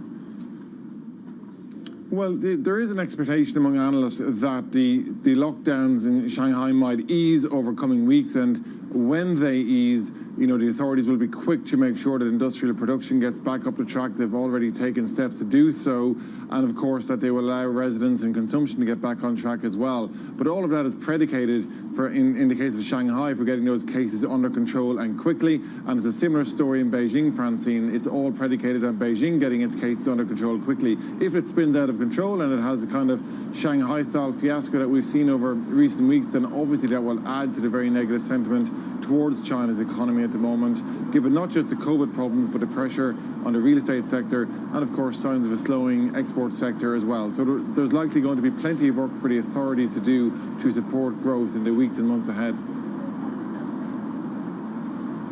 And thank you so much, Bloomberg's chief North Asia correspondent, Enda Kern, there with the very latest on the lockdowns. Now, it's a largely risk-off, in fact, very risk-off day in the market. Stocks and commodities slumping as China's worsening COVID outbreak fuels fears of a bigger slowdown. Let's get more from our markets reporter, Justina Lee. Justina, why are the markets so freaked out? I know they're reacting to the COVID spread in China, but we could have possibly predicted this a couple of weeks ago with lockdown pictures in Beijing and also with that uprest in certain parts of Beijing. Yeah, I mean, Chinese stocks are plunging today. So is the yuan. I mean, the Chinese currency is now the weakest in 17 months, and it's really spreading through global markets. I mean, European stocks is down, about 1.7% right now. U.S. futures are down as well. And I think part of that reflects market, investors' concerns that maybe Chinese policymakers cannot be as supportive as investors would like. So, Justine, are Chinese policymakers going to do anything about it? What does it mean for PBOC, and what does it mean divergence between PBOC and the rest of the central banks? Right, exactly. I mean, that's the issue right now. And that's why investors were quite disappointed last Friday when the PBOC cut the reserve requirements less than they expected and did not cut interest rates. And I think that really reflects the difficult position that Chinese policymakers are in right now. Because on one hand, they need to support the economy. You know, there are further downside risks. But on the other hand, they're worried about capital outflows and further pressure on the yuan, given that Chinese policymakers are now basically moving in the exact opposite direction as the rest of the world. Justina, it's interesting for me that the markets aren't reacting so much to the French election result, and I don't know whether it's because they didn't price in a Marine Le Pen risk or whether they're just looking to the news of China and so worried about that and the impact it has on inflation and therefore central bank Fed policy. Yeah, I think the reaction today kind of shows you that investors were never exactly worried about, you know, the chance of an upset by Marine Le Pen. I mean, of course, if she had won, I mean, we would be seeing a very dramatic reaction in markets today. But I think really markets are focused on the risk from China's slowdown. I mean, we have the euro weakening further today because it's all about, you know, the dollar, and it's all about safe havens today. All about the dollar. Thank you, Justina Lee there from our markets team. Now coming up, Beijing orders mandatory COVID testing, sparking fears of an unprecedented lockdown of the capital. We'll get plenty more, of course, on the fallout that we're seeing across global markets. We'll also talk about the French results with Antoine Flammarion. He's from Tikoro. This is Bloomberg.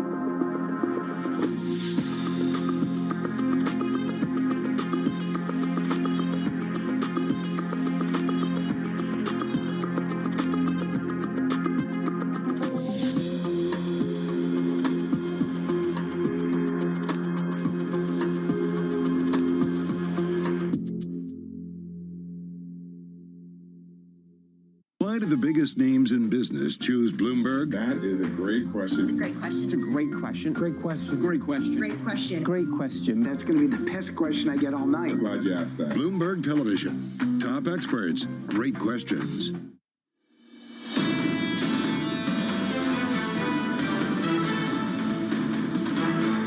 I believe that we share the same resolve, which is to tame inflation, which is to use all the tools that we have to do so. But we're facing a different beast. We have to use the tools and the sequence, which is appropriate depending on the sources of inflation. If I raise interest rates today, it is not going to bring the price of energy down. ECB President Christine Lagarde, they're talking about inflation now. Joining us for more about inflation, the markets, the French election, there's so much going on, is Tikehau co-founder Antoine Flammarion. He joins me here on the rooftops of Paris. I've just been dreaming of saying that, Antoine, because look at Paris, it's beautiful.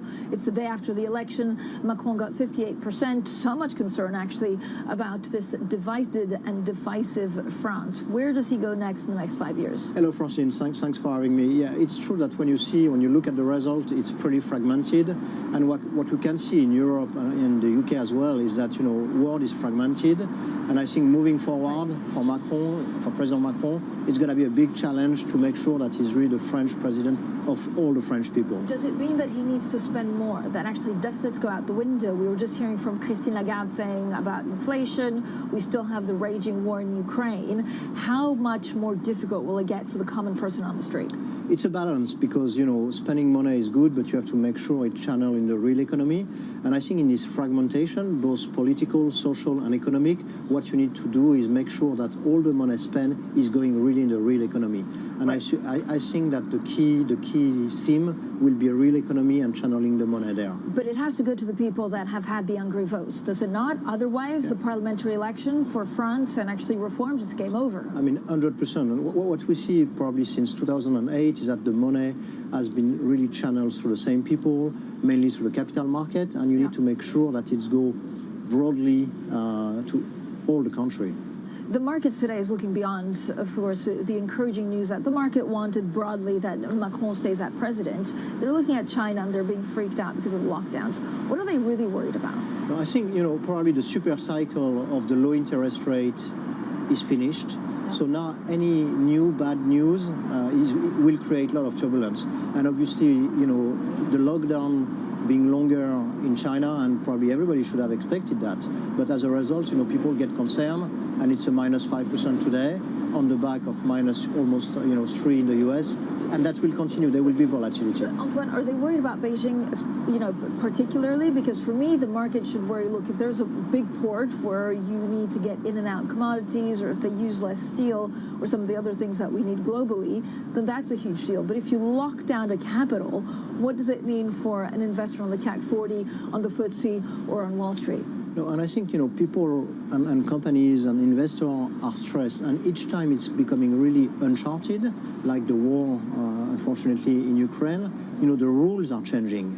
And when the rules are changing, people get super stressed and concerned. And maybe people start getting a little bit concerned with China, because if they start, changing the rule and enabling less people to channel back their money, it's a concern. So that's why, you'd probably rather sell and stay away. So what does it mean for Tikehau? I also catch up with your co-founder, actually, from time to time. I mean, you're very focused on some of the big energy sectors and some of this transition. Where do you find value today? I think in this challenging world, you have to be on one hand very cautious, but we are entrepreneurs in the financial industry. So there are so many things to do, especially all the transition. You have to finance energy transition, digital transition, cybersecurity, agricultural. So, we see a lot of opportunities for instance, in the 4 areas I mentioned.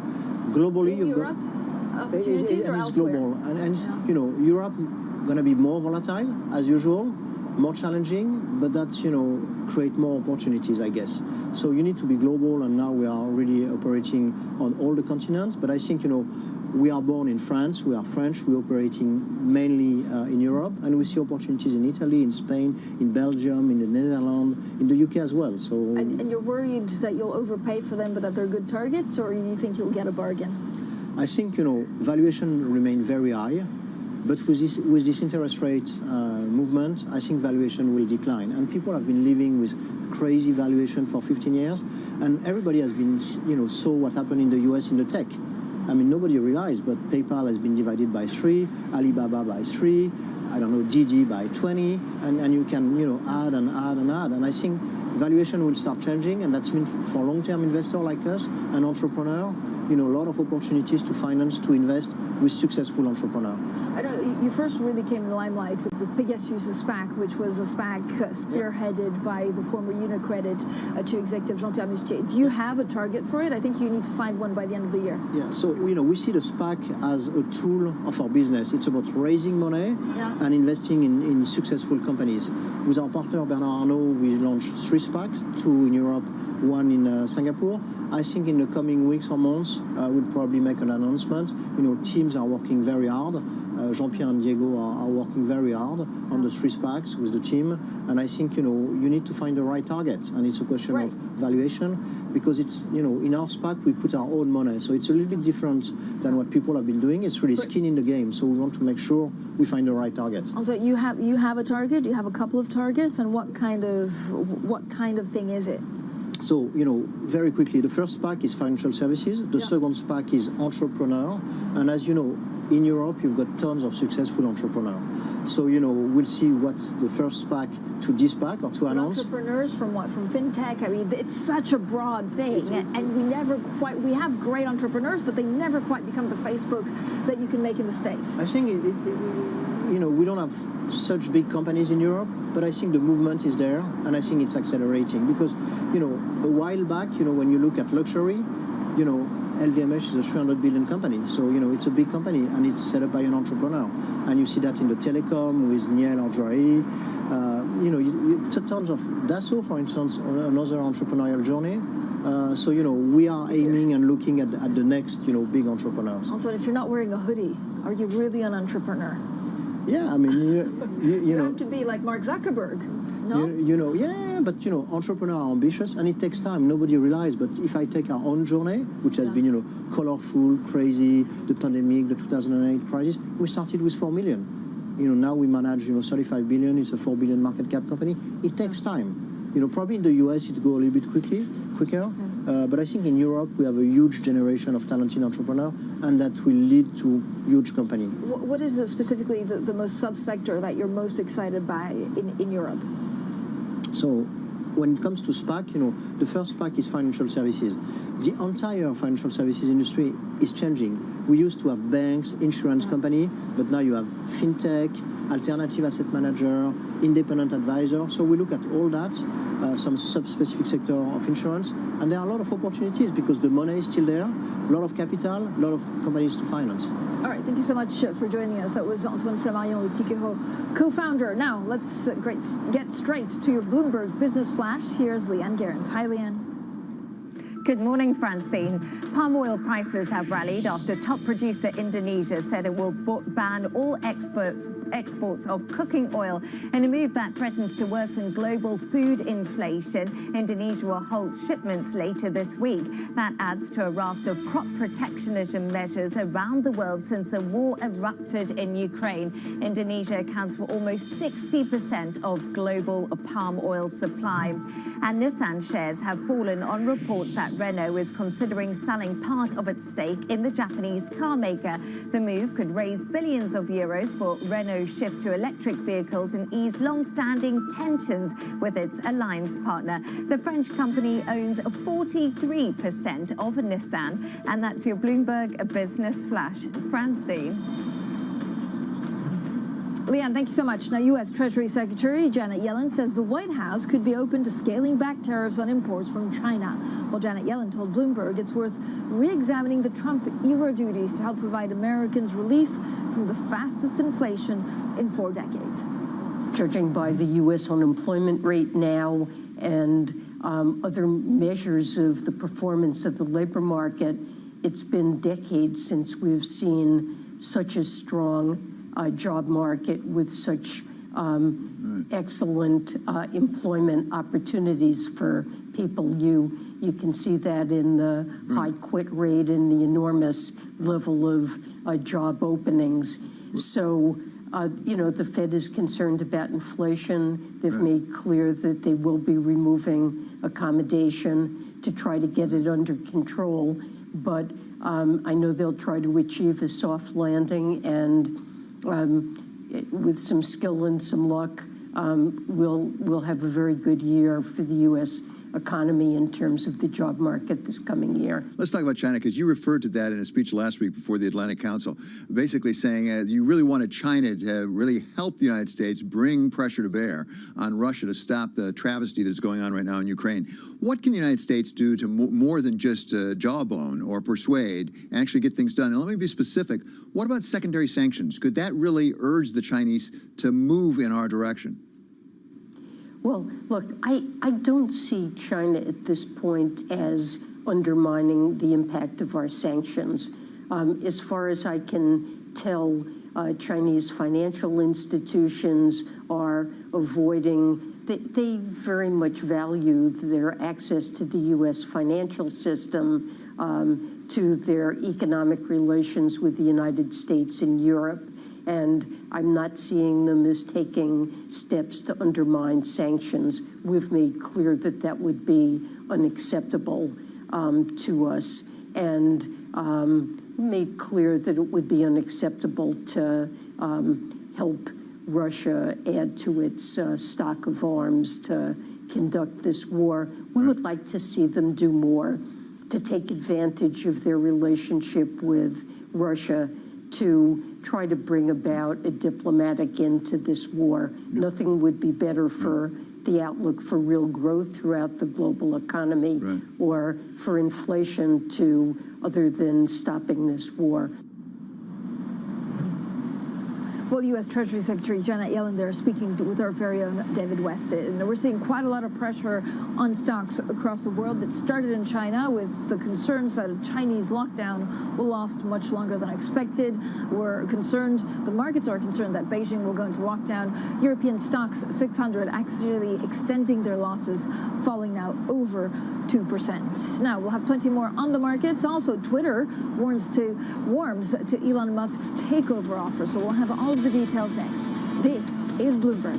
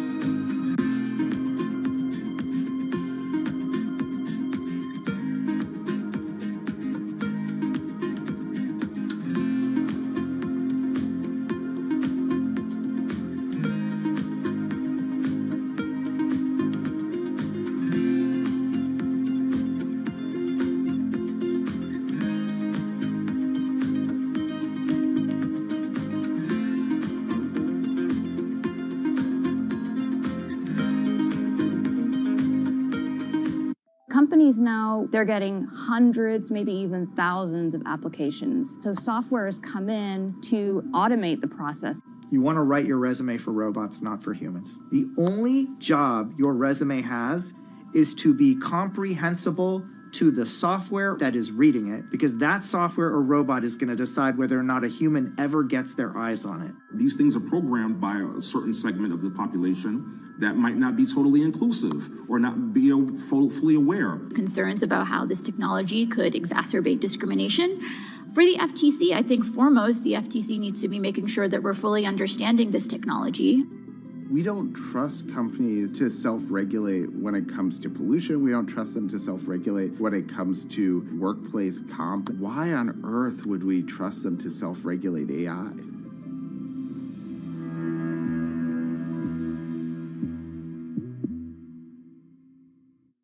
Lots happening on Wall Street. It's the basic law of economics. It validated what the market was already pricing. Need to catch up? This is Bloomberg Wall Street Week. I'm David Weston. We've got the information and insights. David, you just hit the nail right on the head. From businesses most influential and instrumental. And that's the way you run good risk management. It's a challenging dynamic. We could continue to see that kind of strength. Bloomberg Wall Street Week premieres Friday with replays all weekend on Bloomberg Television and Radio. I think that it's hard to put your head around any narrative. Let's just be honest. We've had sort of a shift in, are we in some sort of stagflation fears moment? People were talking about that all day yesterday.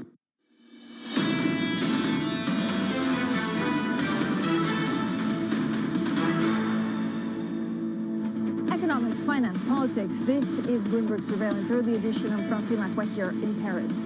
Well, Elon Musk and Twitter executives are said to be meeting as a social media company turns more receptive towards his $43 billion takeover offer. Well, joining us now is Alex Webb from Bloomberg Quick Take, who looks always at some of the tech companies. So what has changed, Alex, over the weekend?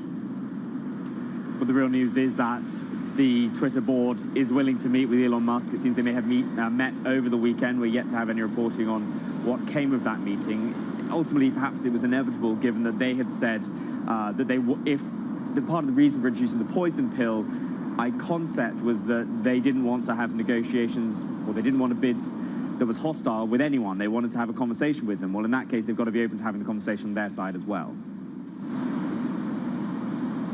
So, Alex, what can Musk do actually to get them on side? Can he go higher? Does he even want the board's support? Will he keep them, or will they have to go if he takes over? Well, it's hard to know what he will do with the board. If things stay as they are and he doesn't make a bid, he can't do much to the board because of the way the voting structure is set up, i.e. they only appoint board members every few years. You can't vote to replace the whole board in one go. In terms of what he needs to do to convince them, it's really a financial question that at the moment, or in the early phases of this whole affair, it didn't really seem that Elon's play was financial. It seemed to be about other things, not least his desire for free speech in his perception of it on the platform. But of course, that's not what shareholders want. Shareholders want the best value for their investment. That's the board's responsibility. So it seems as though he might be pivoting to try to convince them on that basis. Alex, do we have any clarity on the plans at all? Well, it does seem as though that pivot that I just mentioned is starting to happen. He had some calls with prospective financiers of his bid, because while Elon is worth a huge amount of money, that is mostly tied up in his other investments, not least Tesla. And so he is having to seek financing, external financing for the bid. In order to secure that financing, he and his representatives were presenting to banks and to potential investors. Those people clearly needed to hear a financial reason for why Elon's investing, for what he thinks he can do to turn it around. It seems as though they might have heard good enough reasons on that basis, because many of them are willing to provide some financing. So that is a change, and it seems as though it isn't just about the free speech play.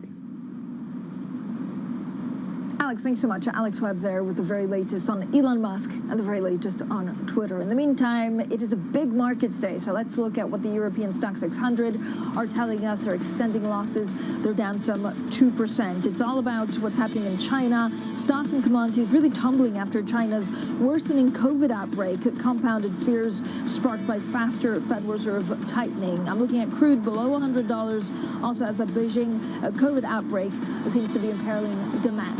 Bloomberg Surveillance Early Edition continues in the next hour. Matt Miller and Kay Lines in New York, Anna Edwards in London, and live from Paris. Good morning, everyone. This is Bloomberg.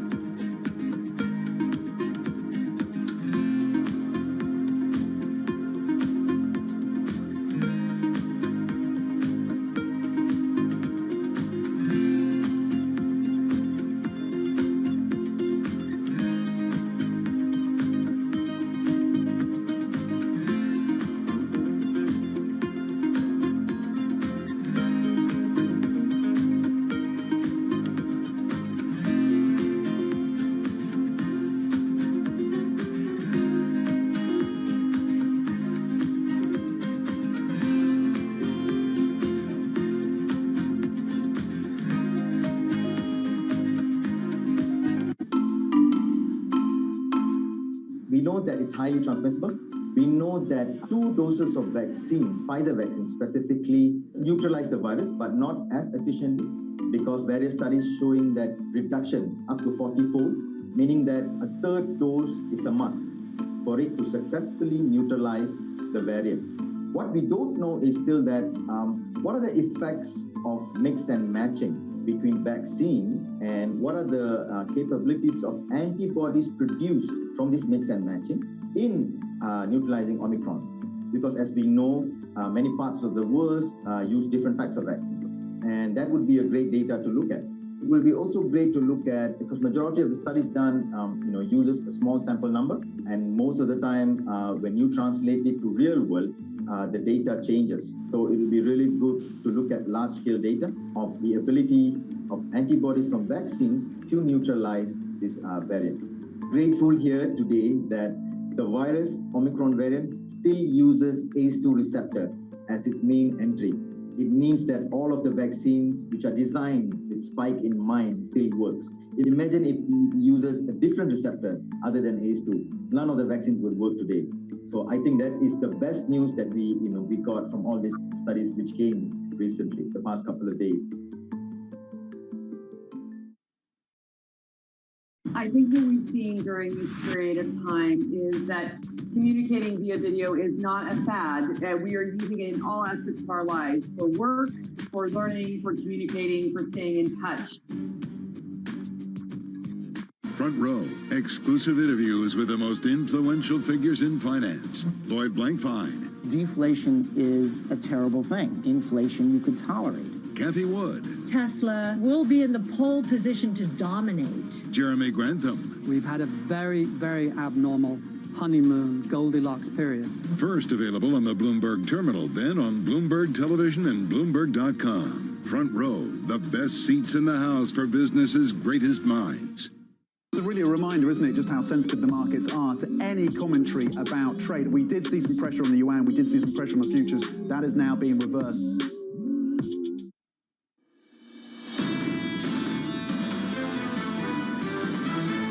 Inflationary boom, we're not in stagflation. We want to do everything that we can to lower inflation. I think we're going to end up living with more inflation than the rhetoric is suggesting. We think that this hawkish rhetoric from central banks around the world is not going to stop anytime soon. This is Bloomberg Surveillance, Early Edition, with Anna Edwards, Matt Miller, and Kaylee Lines. It's 10 a.m. in London, 5 a.m. in New York, and 5 p.m. in Hong Kong on this Monday, April 25th. Our top stories today. It's a risk-off mood in the markets. Emmanuel Macron's re-election in France removed one area of market concern, but the threat of more lockdowns in China has stocks tumbling. The U.S. is pledging another $700 million in aid for Ukraine and its allies. Secretary of State Anthony Blinken and Defense Secretary Lloyd Austin met with President Zelensky in Kiev. And Twitter now appears more receptive to Elon Musk's takeover offer. Musk and company executives held talks about what could be one of the biggest ever internet deals. Welcome to Bloomberg Surveillance Early Edition. I'm Anna Edwards in London with Matt Miller and Kaylee Lines in New York. And Kaylee, we were just playing some sound bites there, some clips of people talking, market participants talking a lot about inflation. That has dominated the conversation over recent weeks. But today, the focus turns from inflation to growth, and specifically in China. Absolutely. And China and concern around lockdowns there also potentially could exacerbate supply chain issues and therefore inflation, Anna. So that is something that this market is grappling with. What that meant was it was a pretty painful day for Asian equities overnight. Definitely painful if you were long Asian equity markets. The MSCI Asia Pacific Index falling 2% overall, but it was really Hong Kong and China that led those declines. The CSI 300, the benchmark in China, falling nearly 5%, its worst day since February 2020, falling to its lowest since April of 2020. The concern really being that lockdowns and COVID zero is now spreading. Now lockdowns potentially happening in Beijing. That weighing on risk assets, also weighing on the Chinese yuan. Weaker against the dollar by nearly a full percent. It is far and away the worst Asian currency performance against the dollar today. Right now, it's at its weakest since November of 2020. And then, of course, concerns around growth in China also fuel concern around demand for commodities. That weighing on most of them in Asia overnight, including iron ore. Futures down about 11% in Singapore. Interesting though, Matt, one commodity bucking that trend, palm oil, actually was up about 3% after an export ban from Indonesia, Matt. Well, you need Nutella no matter what the economy looks like. Take a look here at U.S. futures. We're down about 1%. And don't forget that we closed down 2.7% in the cash trade on Friday. So investors continue concerns about holding equities. It looked like they didn't want to hold anything into the weekend. Well, maybe they don't want to hold anything into the week either. There's a lot of talk about the Fed narrative being one reason for the sell-off. I just don't buy that. We knew the Fed was super hawkish already on Friday before the markets opened. Remember, Nomura was forecasting a 50 basis point hike followed by 2 75 basis point hikes, one after the other. And investors are buying treasuries right now. We were at 297 on Friday afternoon, and we're down from that about 15 basis points. So if you thought the Fed was going to hike even more than you thought last week, why would you go out and buy the paper now? NYMEX crude off 5%. This is really another sign that it's all about China. It's all about a concern for demand. 96.98 for Texas Intermediate, and Bitcoin down almost 3% this morning to 38,431. Anna, what do you see in terms of European markets?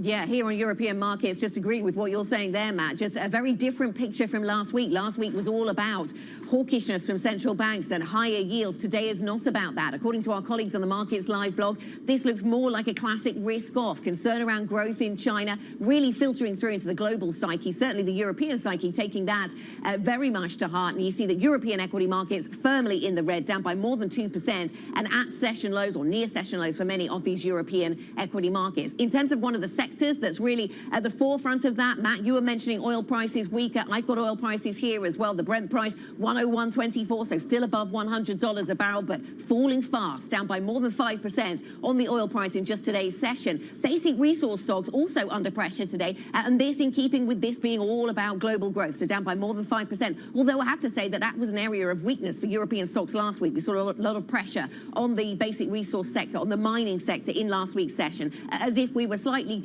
concerned there about global growth as well. Here's the euro down by 0.4%. And this is really interesting in the context of what happened in France. You might have expected the euro to get some support. Maybe there was a little bit of that initially as the kind of, as you were verdict for the French politics for the French presidential election. We'll get more on that from Paris shortly. But then we saw, of course, the dollar getting a gain, the yuan falling, and all of that theme running across FX markets and dominating, and the euro just another victim of dollar strength, it would seem. Philips, really interesting in terms of the earnings story. So down by more than 9% in session today. This is an a medical equipment manufacturer now, essentially, and they missed estimates. And this is what happens when you miss estimates in this kind of earnings story. And they are putting up prices. They're trying to counter those higher costs, but they're warning that they could see those higher costs still in the weeks and the years ahead. They're talking about inflation into the years ahead. Quick word on Russia. Will they, won't they, in Europe, put a ban on any more Russian energy assets is one of the big questions we still have. There's been plenty of reporting around that over the weekend, and reportedly that weighs on stocks over in Russia today, Kaylee. All right, Anna, well, we will definitely pay attention to any developments on that front, but also it's going to be a very, very big week for earnings. You have HSBC and UBS kicking off European bank earnings tomorrow. More than 500 Chinese companies will be reporting earnings this week, including big financials, airlines, and car makers. Then here in the U.S., we'll get results from big oil companies with ExxonMobil and Chevron reporting, plus more tech companies reporting, including Amazon, Alphabet, Meta, and Twitter. But it's not just going to be about earnings. We'll have news on economic data as well, growth and inflation figures coming from both Europe and the U.S., Anna. Yeah, absolutely. So earnings and growth really front and center. In terms of the growth story, let's talk about China. The coronavirus outbreak has become worse. A rising number of cases in Beijing has sparked jitters about an unprecedented lockdown of the capital. Policymakers are racing to avert a Shanghai-style crisis. Let's get more from Bloomberg's Tom McKenzie, who joins me here on set in London and has been monitoring developments over in China. Tom, take us through where we've got to then on the lockdown story in China, because this has been something we've seen building for a long time, but now this is Beijing and this is different. Yeah, absolutely. This is the capital, of course, the political capital for China, and they've been looking at what's been going on in Shanghai, 3 straight weeks or more of lockdowns there. The implications for this and for China, for Beijing, the capital, obviously very significant. What we're seeing on the ground is a major district called Chaoyang, home to 3.5 million people. They've instigated officials there, lockdowns in some residential compounds. They've said that every single member of population living in that area has to be tested over 3 periods, 3 times over the week. And I've been messaging with people on the ground there. They've been stocking up on food. They can't get fruit and vegetable. They can't get eggs. The supermarket shelves are empty because, of course, they've been looking at what's been happening in Shanghai. So there's hoarding that's going on in Beijing right now. It would be unprecedented. Just to re-emphasize, Beijing was never under an official lockdown. It's never been under an official lockdown. So if it goes in that direction and mirrors what happens in Shanghai, it would be unprecedented. In Shanghai, you continue to see very high levels of cases. Close to 20,000 is the last count, and record numbers of deaths, and officials there have actually ramped up the restrictions even further by doing things like putting metal barriers in place. So certainly people on the ground in Beijing are watching this very carefully indeed. You've talked about the economic impact. On some level, it's surprising the markets are taking so long to play catch up on this, but we continue to watch the case accounts, and you could expect those to rise over the week ahead as they continue with this mass testing. All right, Tom, thanks very much. Bloomberg's Tom McKenzie there talking about the Chinese COVID crackdown. Now, it's the highest level U.S. visit to Ukraine since Russia's invasion. Secretary of State Antony Blinken and Defense Secretary Lloyd Austin met with Ukraine's President Volodymyr Zelensky in Kiev late Sunday night and promised more military aid. Listen to Blinken earlier. In terms of Russia's war aims, Russia has already failed, and Ukraine has already succeeded because the principal aim that President Putin brought to this, in his own words, was to fully subsume Ukraine back into Russia, to take away its sovereignty and independence. And that has not happened and clearly will not happen. Anne-Marie Horder, Bloomberg Washington correspondent, joins us now out of D.C. So is this a sign that the administration is willing to get more involved here? Well, I believe so. You have two top officials coming from the Biden administration. The first time we've seen this since the war began. It was supposed to be a secret clandestine mission until, of course, President Zelensky actually announced it, but they still went ahead with their plans to go forward with this meeting. President Zelensky just recently taking to a video talking about the fact that this lasted more than 3 hours. He said it was meaningful and fruitful. Fruitful because, one, there's going to be more military aid going to Ukraine, most notably at the moment $165 million worth of ammunition going to the Ukrainian army, but also Secretary Blinken, following that meeting in Kiev, talking about the fact that they will be sending American diplomats back to Ukraine as soon as next week, and the process will begin to reopen the embassy in Kiev. And then this morning, State Department official telling Bloomberg that the President of the United States will announce his pick for the next envoy for Ukraine, and it'll be the ambassador at the moment for Slovakia. All right, so that's the latest on foreign policy. Anne-Marie, let's talk domestic policy as well, because Senator Elizabeth Warren issuing a warning to her fellow Democrats yesterday. She says that the party must push through legislation to tamp down soaring prices ahead of the midterms coming up in just a few months. She spoke yesterday. Take a listen. I think we're going to be in real trouble if we don't get up and deliver. Then I believe that Democrats are going to lose. Democrats win when they do when they work on behalf of working people. That was Elizabeth Warren on CNN. Anne-Marie, the question, though, is what can they actually do legislatively that's going to control inflation?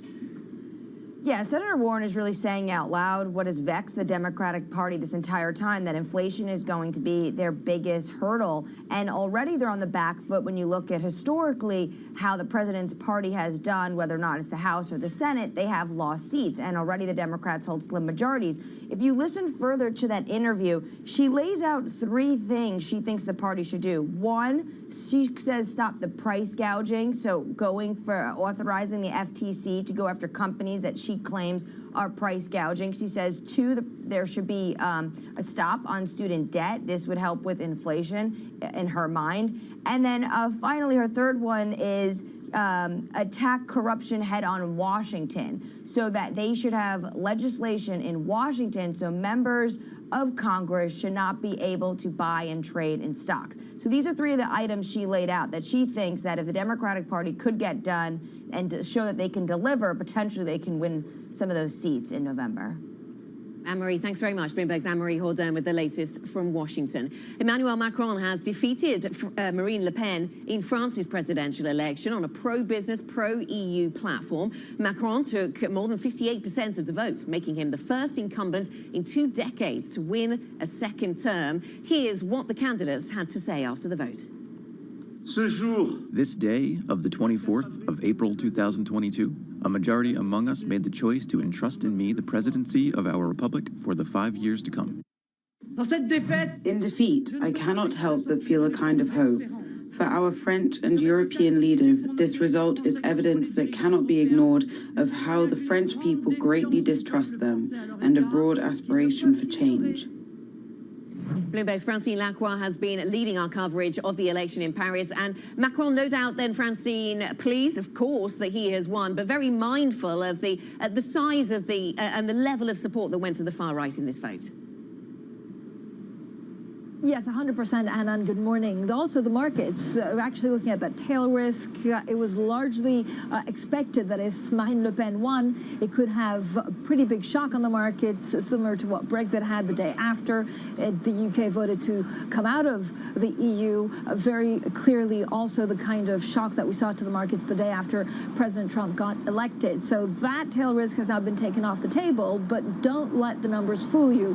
Emmanuel Macron being re-elected with a 58.5% of the vote does not mean that he's a very popular president, and he recognizes in his victory speech that it was also a vote blocking the far right. What he now needs to do today, and we've been speaking to people within his party, is refocus and regroup and try to get as many votes as possible in the parliamentary election of June if he wants to govern with power. If he does not, then there's fragmentation in Europe, there's fragmentation in France, something that we're already seeing.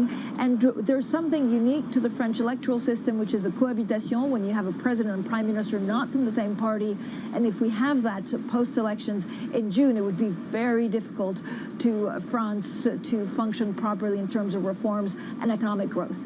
Francine, thanks so much for joining us. Bloomberg's Francine Lacroix on the ground in Paris, or rather on a roof in Paris. Twitter is growing more receptive to Elon Musk's $43 billion takeover offer. That's after the two sides held talks about what could be one of the biggest internet acquisitions we've seen. Let's get more with Alex Webb from Bloomberg Quick Take. Alex?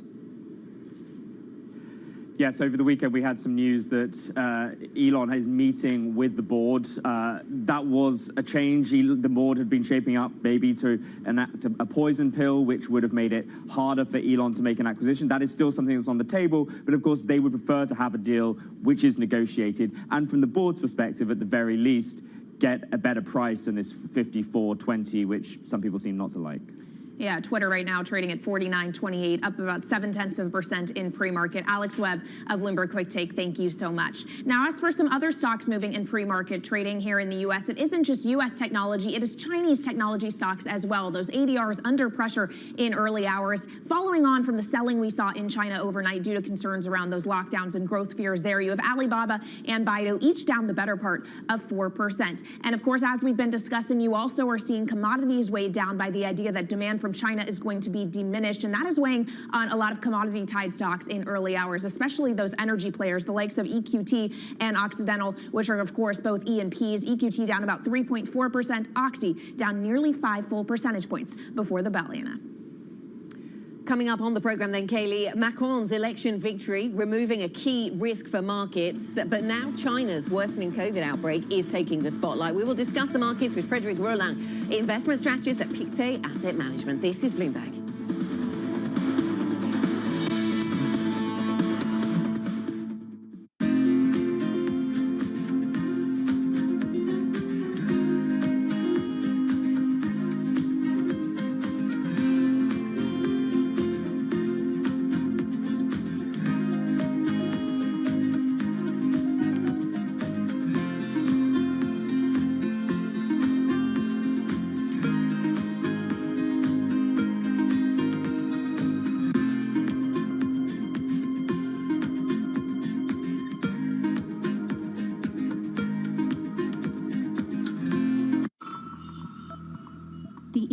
city of Jamnagar is a money-making machine for Asia's richest man, Mukesh Ambani.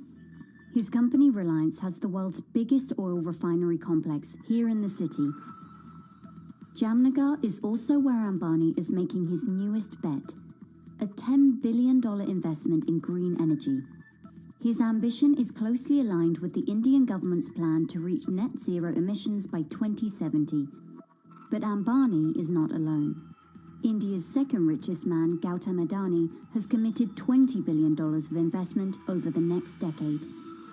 But India's massive dependencies on fossil fuels have some environmental advocates questioning the realism and sincerity of those green ambitions and those of its two biggest billionaires.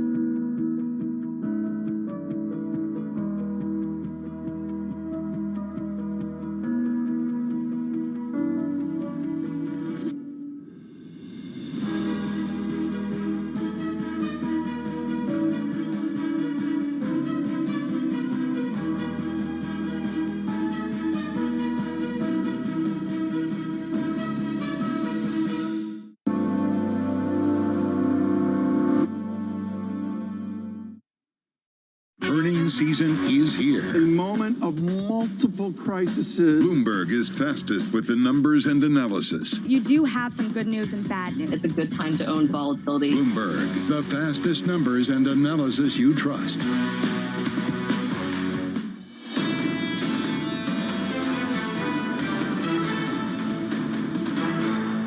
Welcome back to Bloomberg Surveillance. This is the early edition. We are simulcast on both radio and television. I'm Matt Miller here in New York with Kaylee Lyons, Anna Edwards with us out of London. Now, we're seeing so many crises that the yuan is rising, or rather losing ground against the greenback. In fact, it's been the worst week for the Chinese currency since 2015, and there was kind of a devaluation at the time, so you know, that made a lot of sense then. This is about lockdowns, the possibility of the capital locking down, and COVID zero policy just being forged on with. Justina Lee joins us, Bloomberg Markets reporter, to talk about how this is the cause for falling equity indexes in Europe and weak futures in the U.S. Justina?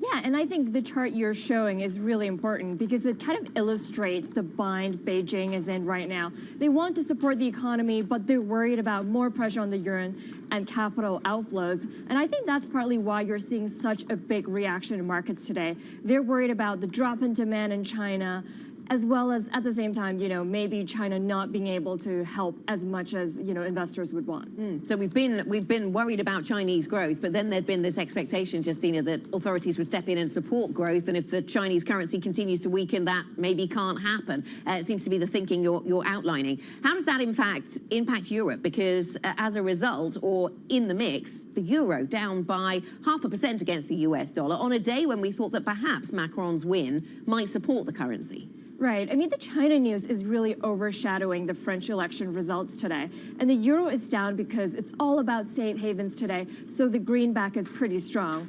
And at the same time, we're seeing a much bigger reaction in European stocks, and I think that's because there's a higher weighting of commodity stocks as well as just cyclical names in general than the U.S., and we're seeing a really big move today in the Stocks Europe 600.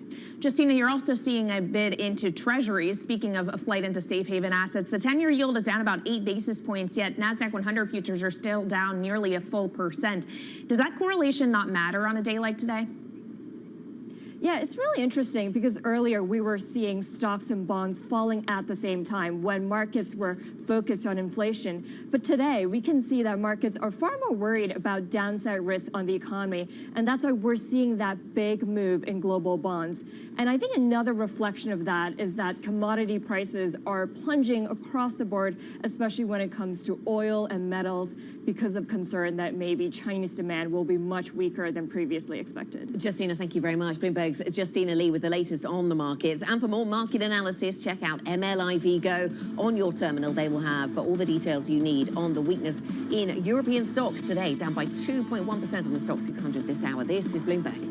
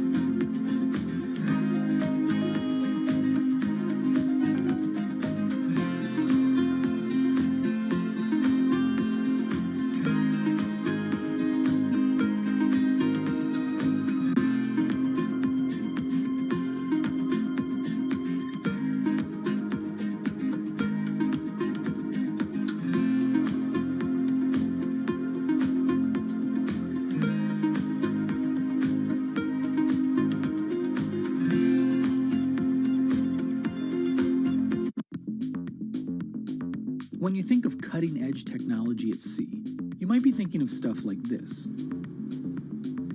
But there's an incoming revolution on the high seas that isn't quite as sexy, but could be significantly more impactful. Container shipping is the key component of global trade. About 80 or 90% of all the world's goods are transported at sea at some point. But there's a significant unseen cost to the modern era of global commerce. About 3% of all the world's CO2 emissions come from shipping. 3% may not sound like a lot, but that's roughly comparable to the entire CO2 output of Germany. Since reducing trade isn't a likely option, what about a technological improvement to help reduce the emissions from these well-stocked maritime behemoths?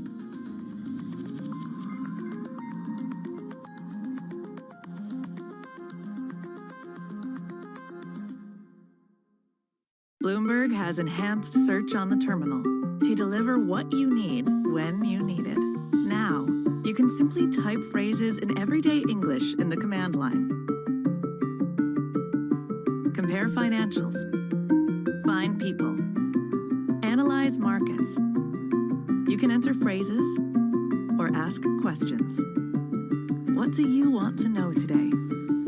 Ask a question or visit SearchGo to find answers now.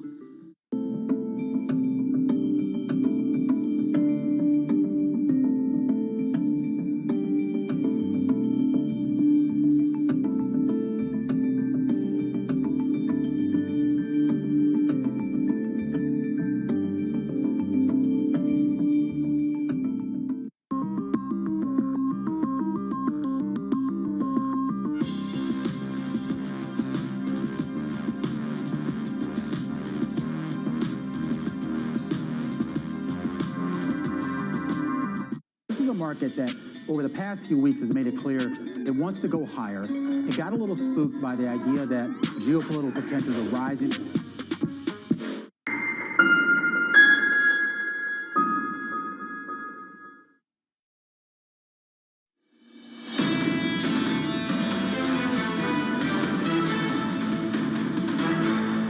This is Bloomberg Surveillance Early Edition. I'm Kaylee Lines with Matt Miller in New York and Anna Edwards in London. Now keeping you up to date with news from around the world, here's the first word.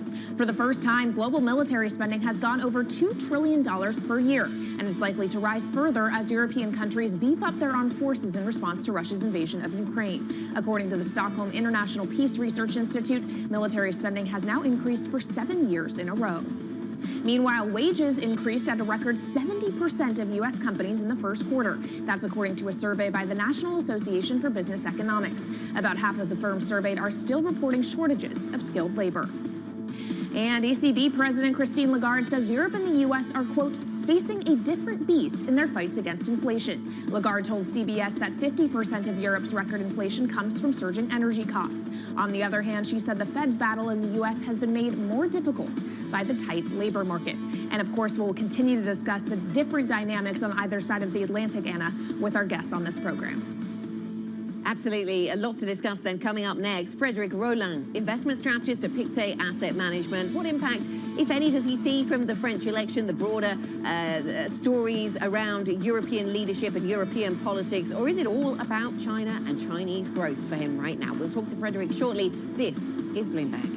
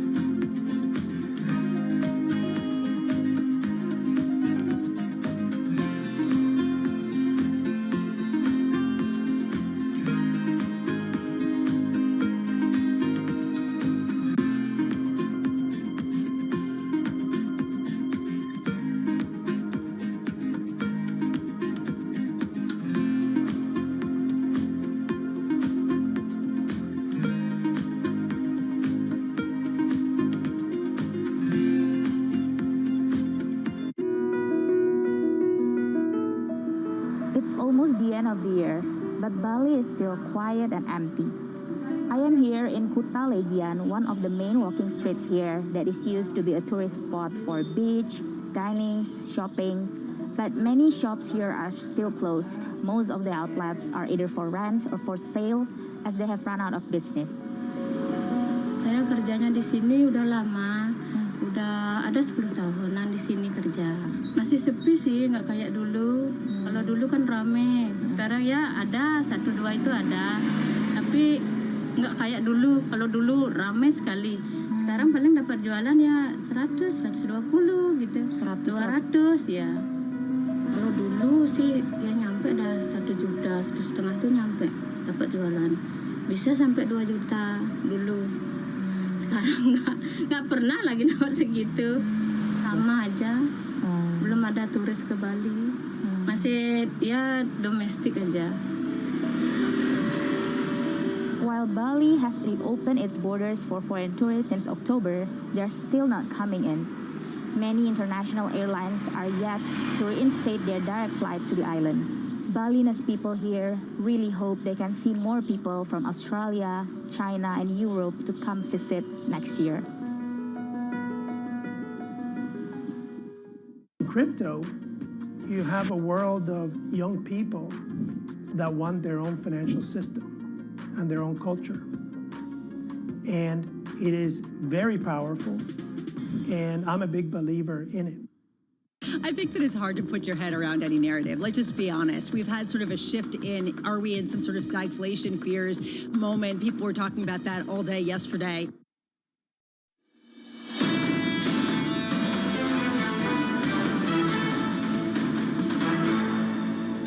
This is Bloomberg Surveillance Early Edition. Here's what you need to know. We've got a risk-off mood in the markets. Emmanuel Macron's re-election in France removed one area of market concern, but the threat of more lockdowns in China has stocks tumbling.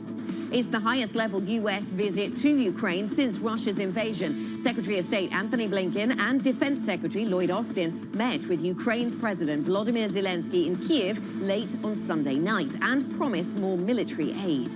And Bloomberg's learned that Elon Musk met with Twitter executives on Sunday about his takeover offer. The company is said to be turning more receptive toward the $43 billion bid. Musk's offer includes backing from Morgan Stanley and other financial institutions. I'm Anna Edwards in London with Matt Miller and Kaylee Lines in New York. And Matt, the focus for markets this morning seems to be firmly on growth concerns. Last week was all about inflation. Today we pivot and focus instead on Chinese growth. That's right. Last week was all about how much is the Fed gonna hike, and this week, or at least today, it's like, who cares, right? We're looking at real growth concerns driving the S&P futures down after an almost 3% loss in the cash trade on Friday. Investors are buying up 10-year debt, even if they think supposedly that there's going to be like 450 basis point hikes in a row.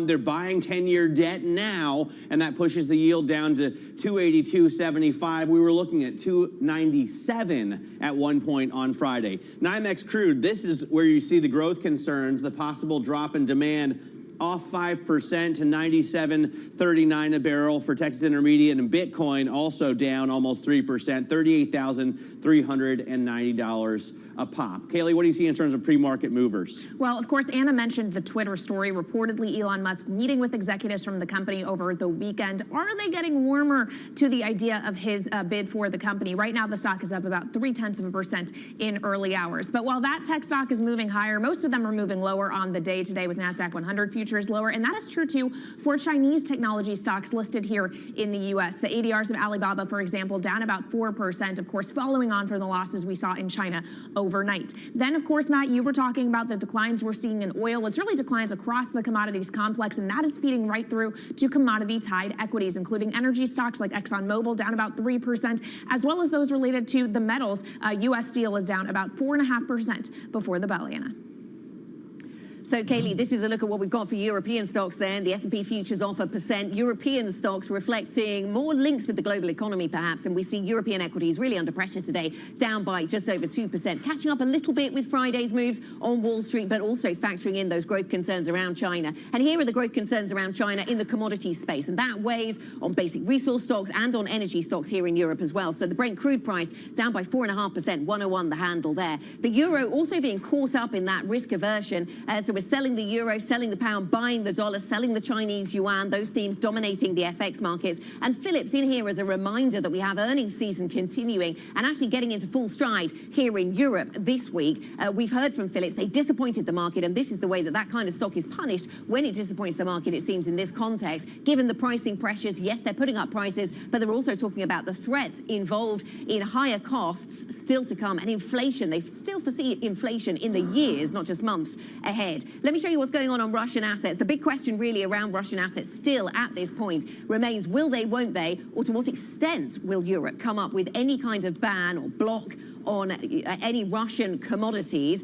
There's a lot of talk about whether something around Russian oil will be crafted. Still a lack of clarity around that, but that is certainly something that is being cited as a reason we're seeing stocks weaker over in Moscow. Let us get back to Paris, though, as Emmanuel Macron defeats Marine Le Pen in France's presidential election on a pro-business, pro-EU platform. Bloomberg's Francine Lacqua has been covering the election in all of its preceding rounds as well from Paris for us, and she joins us there from Paris now. And she's with Frédéric Rollin, investment strategist at Pictet Asset Management. Francine.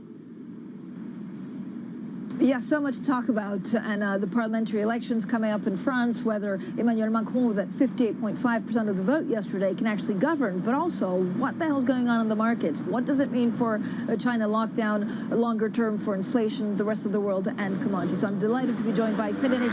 So, maybe let's start on the global markets. Today are really freaking out because of these lockdowns in China. Could they not have predicted this 2-3 weeks ago? I mean, the direction of travel was there. What are they really worried about? Yeah, I think, when you look at the success of the lockdown, for example, in Hong Kong, one might think that maybe the Chinese government would not pursue this route because, it's not been fantastic. There is a very high cost for growth. So I think some investors would expect this policy to change. And obviously what we're seeing in Shanghai today is that it doesn't change, and that probably Omicron now is spreading in other towns. So the zero COVID policy will be there for some time. And I think, it's not new news, but some people would hope, the contrary, I think. Yeah. Does it mean, though, that it's really European assets, and I want to ask you which ones, that will suffer the most? First of all, the proximity to Russia, the proximity, of course, to that Russian oil, if there was to be an oil embargo because of the war in Ukraine, but also the dependence of Europe to China, and therefore the impact of a lockdown. So impact of lockdown would be, detrimental to all companies that would be more linked to China consumer, first thing. And second thing, to companies that were more linked to growth. We know that we had a fantastic growth last year. It's going down, but you have revision even further, and maybe these companies that are too sensitive to growth could underperform in there. And finally, those companies who have small margins that are squeezed by higher commodity prices could suffer as well. We were expecting some parts of the French market, the CAC 40, to move on the back of that re-election of Emmanuel Macron. I'm thinking of the banks, the energy stocks, the utilities that Marine Le Pen was also thinking of nationalizing. Was there not a Macron put on this, or is it, China distracting? Yeah, I mean, Macron re-election was predicted by the bookmakers, for example, if they count for about 95%. So we can say that it was, already in the market. There had been some volatility 1 week before the first round, when, you had polls that were giving Macron a 51 to 52 chance to win. It was much tighter, but 58, it gave him, he's clear president now. It was, polls were already 56 around, a week before, and it gives him some margin to win the legislative, probably. Frédéric, good to see you. It's Anna here in London. Sticking with some of the themes Francine was talking about there in terms of global investments and concerns around China, today's market just looks so different from last week, and I wonder which theme you're backing into the future. I mean, last week we were all worried about inflation and yields were going higher. and central banks were sounding hawkish. Today, we're all worried once again about global growth, and it seems it's been a while since that's been the case. Do you expect yields to continue last week's themes of moving higher from here? No, not that sure. I think the levels of the markets now of the U.S. bonds are quite high in terms of rates.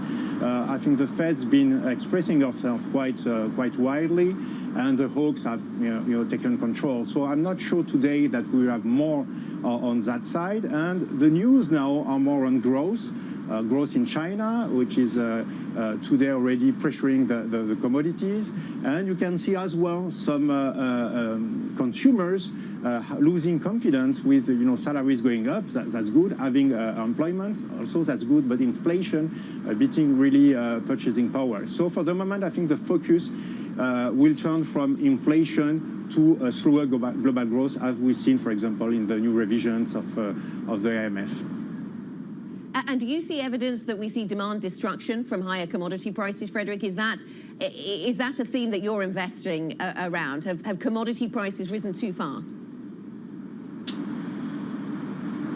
Well, I mean, looking at France, at Europe, for example, you have a fairly high inflation, more than 5%, and the data concerning salaries is around a rise of 1.5%. Will probably go higher, but still, there is a loss there.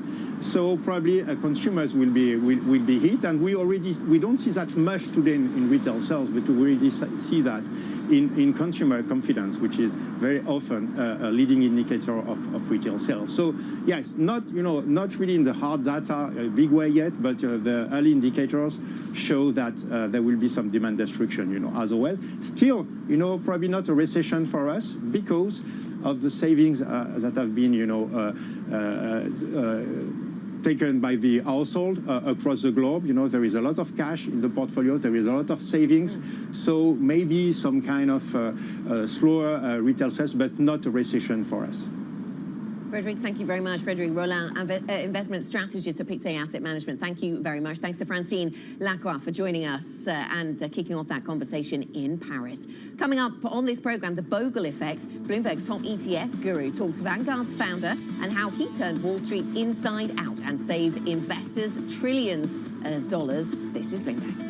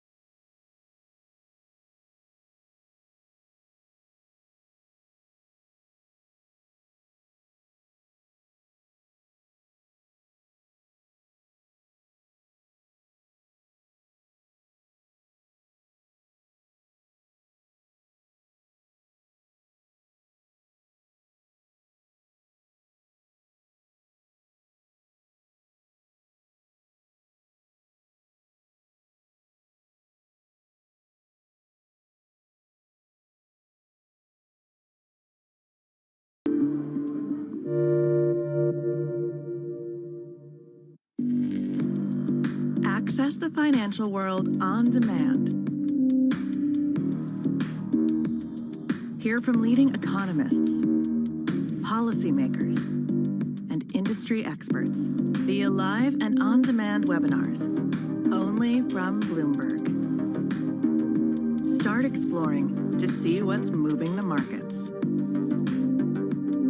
Visit Bloomberg.com/webinars.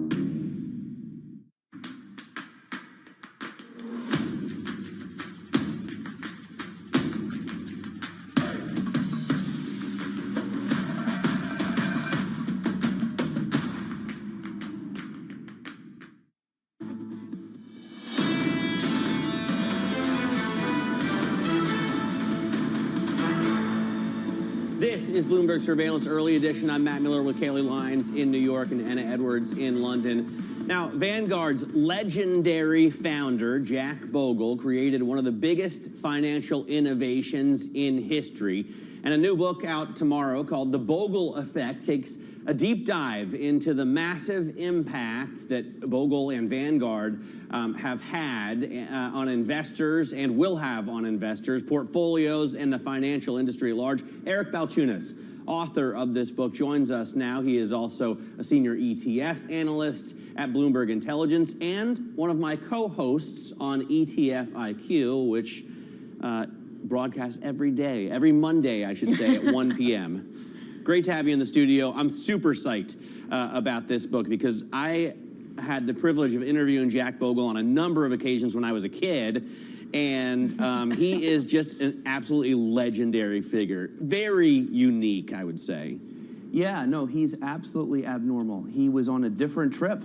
And that's part of what I wanted to explore in this book. I felt that index funds and indexing gets way too much credit for the, quote, index fund revolution. It's really about Vanguard's mutual ownership structure, where it's customer-owned, the fund's owned, and then they basically vote every time they get profits to lower the fees. So over 50 years, the fees went from 45, 50 basis points down to 3 or 4, right? And so without that, index funds wouldn't have been cheap, and they'd be a niche product. Well, and how much money has he saved? You know, American, really global investors. I was reminded of Bogle when we saw Elon Musk giving his TED Talk Q&A. He said, I only care about free speech. I don't care about the economics, right? And everybody was like, yeah, right.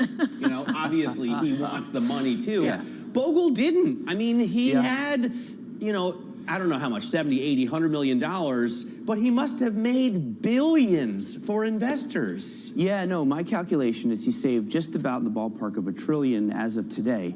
But that number is going to grow by about 150 billion a year, and that number will grow every year. So we're looking at 3 or 4 trillion by the end of this decade. And he didn't cash in. He didn't cash in. I mean, it's just unbelievable that somebody would turn over the ownership of the company to the customers. That just never happens. That's what makes him different than a Jeff Bezos or a Bill Gates, right? They all became billionaires. He didn't. And that's part of what I wanted to explore was how come nobody's copied Vanguard's structure? Because they had so much success, and nobody has. And the answer is obviously, well, there's no economic incentive. Nobody wants to drive a Volvo like he did. Yeah. Well, then my next question was, So greed is a factor, is what you're saying. my wife. So my next question to the 50 people interviewed, well, then why did this guy do it?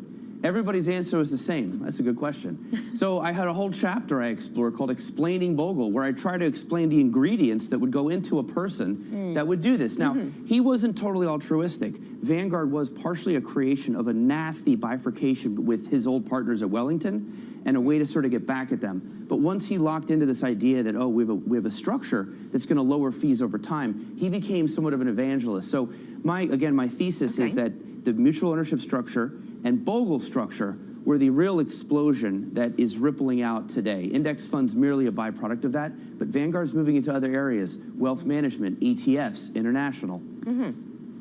It sounds like a fascinating book, Eric. We don't want to give away too much about it in this conversation, although Matt's trying his best to. You mentioned ETFs, so let's talk about ETFs today, because you were flagging a story, or I think your team putting together this story about long-term Treasury ETFs, such as iShares 20-plus year Treasury bond ETF, where money is going in, even at a time when, well, maybe that wouldn't be your first instinct to assume that would be happening when people have been selling bonds. Yeah, TLT is a bit of an anomaly this year. People are just piling in. Look, everywhere there's always an ETF somebody's buying the dip on. And last year it was KWEB. This year it's TLT. I think they're going to get burned, personally, but they're looking to try to cash in. I guess people are trying to pick anywhere in the bond market that could pop the most if there's some kind of a rebound, and they think TLT long dated is the place to do it. But overall, if you take a bigger, wider view, bond funds are really in the gutter. And if you look at bond mutual funds, they're now at $112 billion in outflows for the year, which is a ton of money. That is, if you take that, that's more than any year they've seen on record since we began tracking this back in 2006. And that is going to create a constant selling pressure on bonds. So there will be people trying to find maybe some dip opportunities, but overall, there's just this big suppressed feeling of outflows and negativity towards bonds. Okay, finally, I want to ask about a crypto ETF as well, because you have Bitcoin ETFs starting to debut in Australia in the coming days. No spot ETF still here in the United States. You got the futures one, no spot. What is your assessment on if and when that might actually happen? Yeah, we think summer 2023. Sort of like maybe the new Top Gun movie. Coming summer 2023. The reason why is because we feel like the SEC is going to need to have some framework on the exchanges, some regulation. Gensler wants control, right? And we also think he wants a promotion. So he wants to show that he is regulating crypto. The way to do that is to expand the definition of the word exchange. If he does that, which the proposal is out to do it, we think, because the government doesn't move that fast, that happens over the next year. Once that happens and he can have control over the exchanges, we think a spot Bitcoin ETF will come soon, even quickly after that. So it's a ballpark figure, but that's generally our thesis. Some people differ, but we think we have a pretty strong view on this, and we were right about the futures ETF. We nailed that call, and so this is our call for the spot. All right. I just want to reassure any viewers whose heart stopped, because mine did for a minute. The new Top Gun movie is still out, due for release May 27th.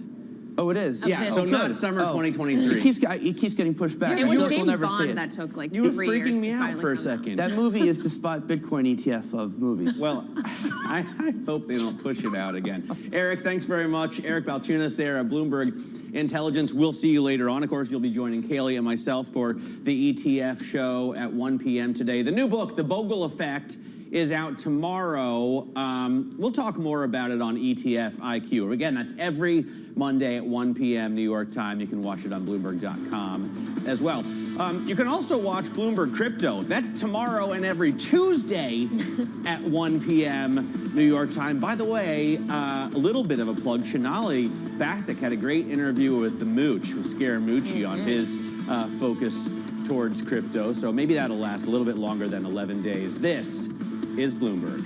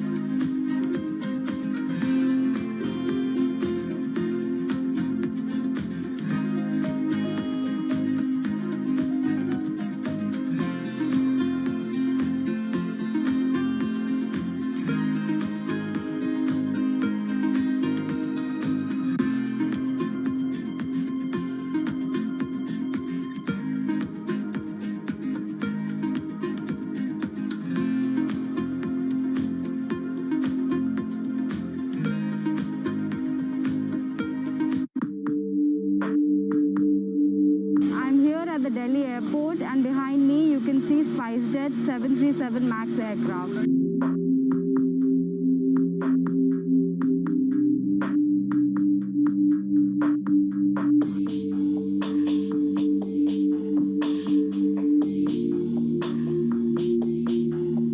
SpiceJet Chairman Ajay Singh earlier today said that Boeing is going to compensate SpiceJet in form of cash and aircraft.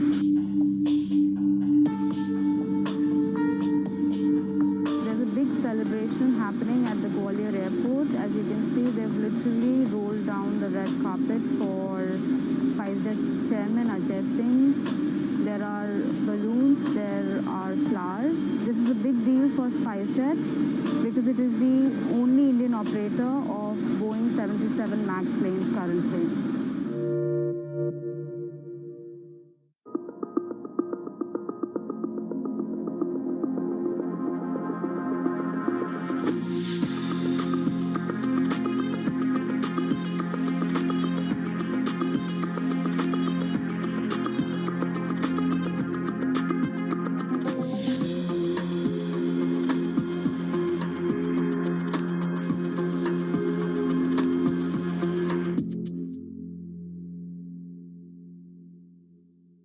really a reminder, isn't it, just how sensitive the markets are to any commentary about trade. We did see some pressure on the yuan, we did see some pressure on the futures. That is now being reversed.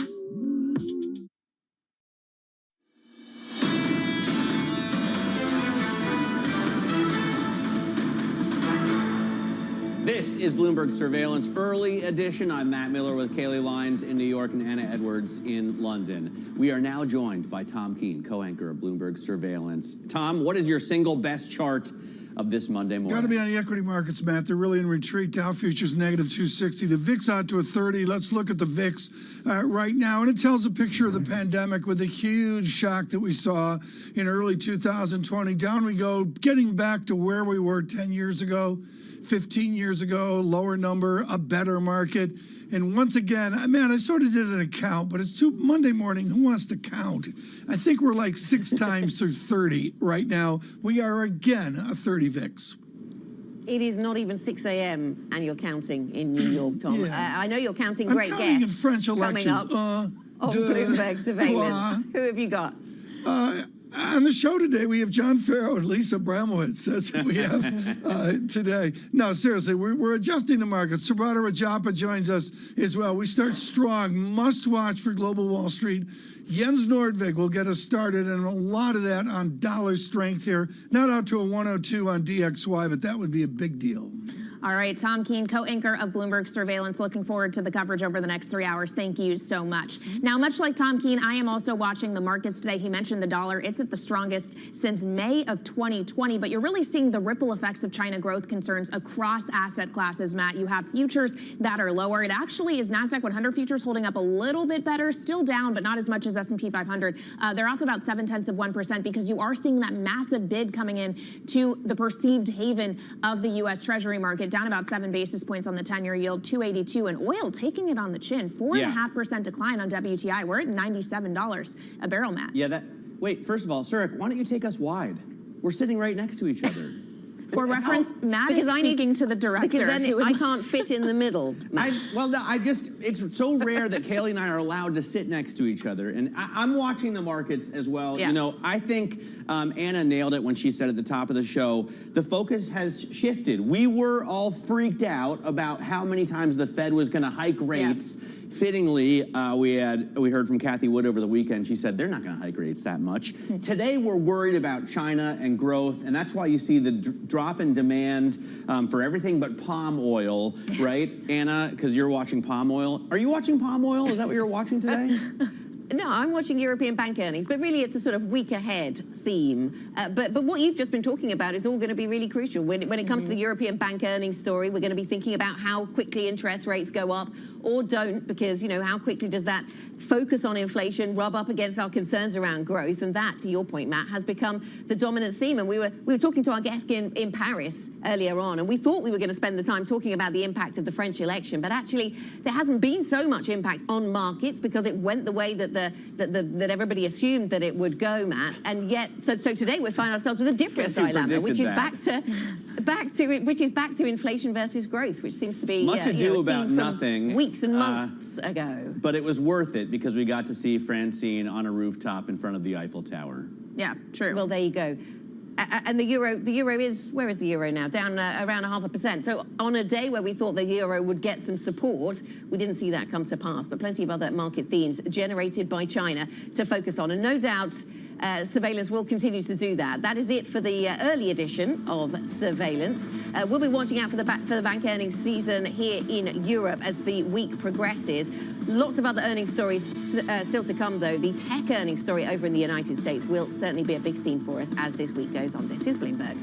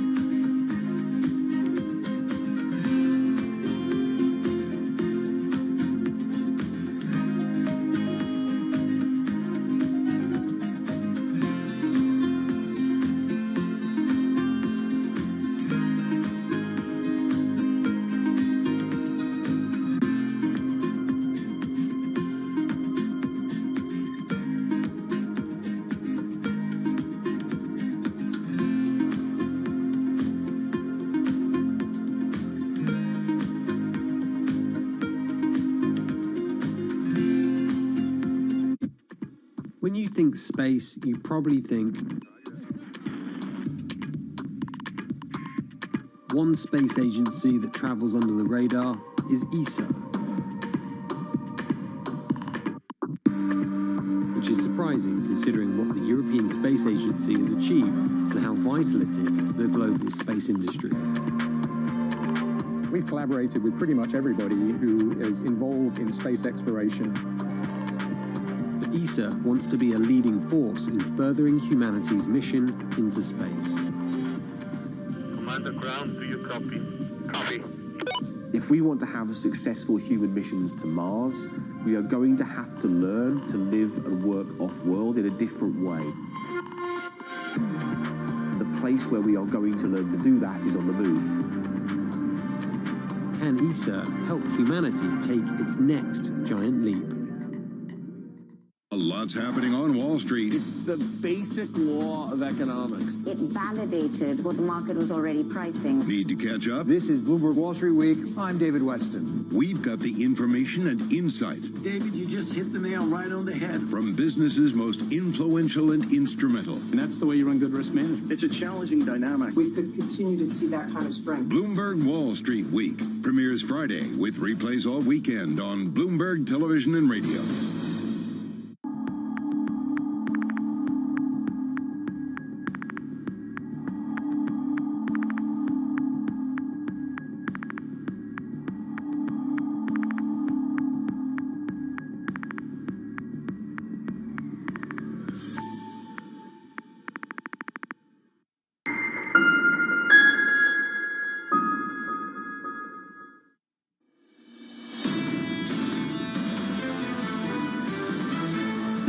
Has now understood that it's been behind the curve and needs to step in. Fed will be restrictive to bring down inflation. That number is the one that you need to have in mind. Despite the talk, the hard talk, the tough talk, I don't think they will really go beyond neutral. This hawkish rhetoric from central banks around the world is not going to stop anytime soon. If we're looking into 2023, the story of slowdowns then is because of the hiking of interest rates. This is Bloomberg Surveillance with Tom Keene, Jonathan Farrow, and Lisa Abramowitz. China front and center, live from New York City for our audience worldwide. Good morning, good morning. This is Bloomberg Surveillance on TV and radio alongside Tom Keene and Lisa Abramowitz. I'm Jonathan Farrow. Equities this morning down 0.9% on the S&P. TK, some big moves out there this morning. Yeah, there are big moves out there. There'll be a lot of individual stock move. I noticed Netflix takes off a couple moves to look at some ancient history. But, John, this is a huge day. It is Recalibrate Monday. I will predict, if they haven't already, everybody on the street's going to readjust and recalibrate after the ugliness of Friday. And you do it, John, with the drawdown that we've got right now. Is it a big deal? No. SPX correction, Dow almost correction. But look at the NASDAQ, and particularly profitless NASDAQ crushed, John. This month alone, that particular index, the NASDAQ 100, down almost 10 full percentage points. That gets your attention on a week where we have a big week coming up for big tech. And then another thing that gets my attention, Tom, a weaker currency in China. Dollar China, a move of 1%. You do not get moves like that very often in the FX market, particularly not on that currency pair. Well, you're going to get it. I just did the analysis because I got to try to be smart for Jens Nordvig coming up. We've got a 3.2 standard deviation weakness in Chinese yuan out to a 656. And I'm sorry, John, that's not a normal 3.2 standard deviation. That's a hugely managed currency by the government, by Beijing, and it's a surge, a spike, whatever you want to call it, in yuan weakness. Bremo, we spent a lot of time talking about lockdowns in Shanghai. Now we're talking about lockdowns potentially through Beijing. Honestly, it is a game changer when you start talking about the major commercial and governmental cities in China locking down, people in their apartments with fences around the exits and the entrances so they cannot get out, people who are complaining about food shortages. How much does this translate into the global economic bellwether, right? How much does this really lead to a slowdown that is more calculated calculated and more severe than people previously thought. Full coverage coming right up. Let's whip through the price action to begin this morning. This Monday morning, good morning to you. We are negative 0.8% on the S&P. On the Nasdaq 100, down 0.7%. Growth fears out of China, the dominant story this morning. A bit into the Treasury market. Yields head south, down 7 basis points to 282.94.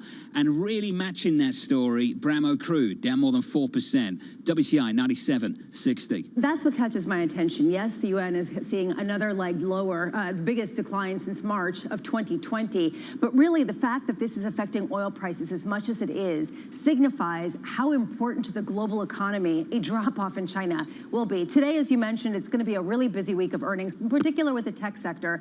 Starting today with Coca-Cola, Activision, Blizzard, and Whirlpool. Coca-Cola coming in the next hour, Activision at 7:30, and Whirlpool after the bell. How much do we get some sort of sense of what we can expect from the consumer, from the Coke side, as well as on the big tech side too? So we've got Microsoft reporting, Meta on Wednesday, Apple and Amazon on Thursday. Do they give you a sense that the bottom is in, or will this lead to further declines in the really beaten up tech sector? At 8:30 a.m., UN Secretary General Antonio Guterres meets with Turkey's President Erdogan in Ankara today. This comes ahead of the meeting that we're expecting between Vladimir Putin and the Secretary General of the UN. Does this lead to any breakthrough at a time when people are kind of digging in their heels for a protracted conflict? And at 10:30 a.m., the beginning in a slew of economic data throughout the week. U.S. Dallas Fed manufacturing activity for April. What I'm looking at is any hints of what this means for that core PCE data that we get on Friday, expected to chart a new post-1983 high. It came in last at 5.4%. John, each of these figures, how much does it really change the longer-term view of inflation, not just the short-term view of inflation, as we look to a longer-term Fed path? Can we sit on what we don't have this week? Fed speak. The quiet period kicking off for the Federal Reserve. The good news for many of you out there, TK, that's it. You don't have to worry about it now until May 4th. Well, I hope we have some auctions to keep us going here. I noticed that there was an auction out there over the weekend somewhere. John, we got to touch quickly on the French election. I do think it's a big deal, and it's Lionel Laurent for Bloomberg Opinion is just brilliant this morning. You know, Macron didn't do as well as he did last time around, John, when we were in Paris, and we're not this time. Macron from 66% to 58%.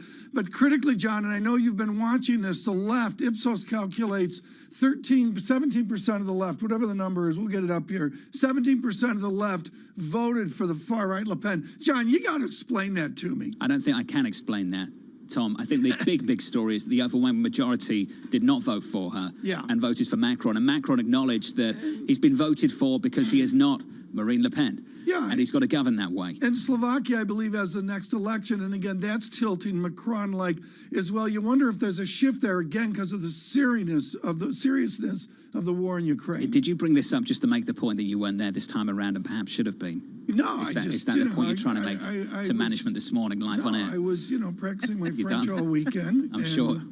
And combien you can give us a sense of that a little bit later. Combien coûte ce Dior?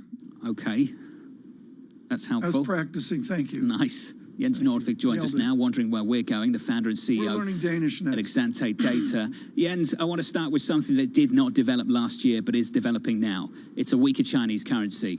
Jens, what's going on there?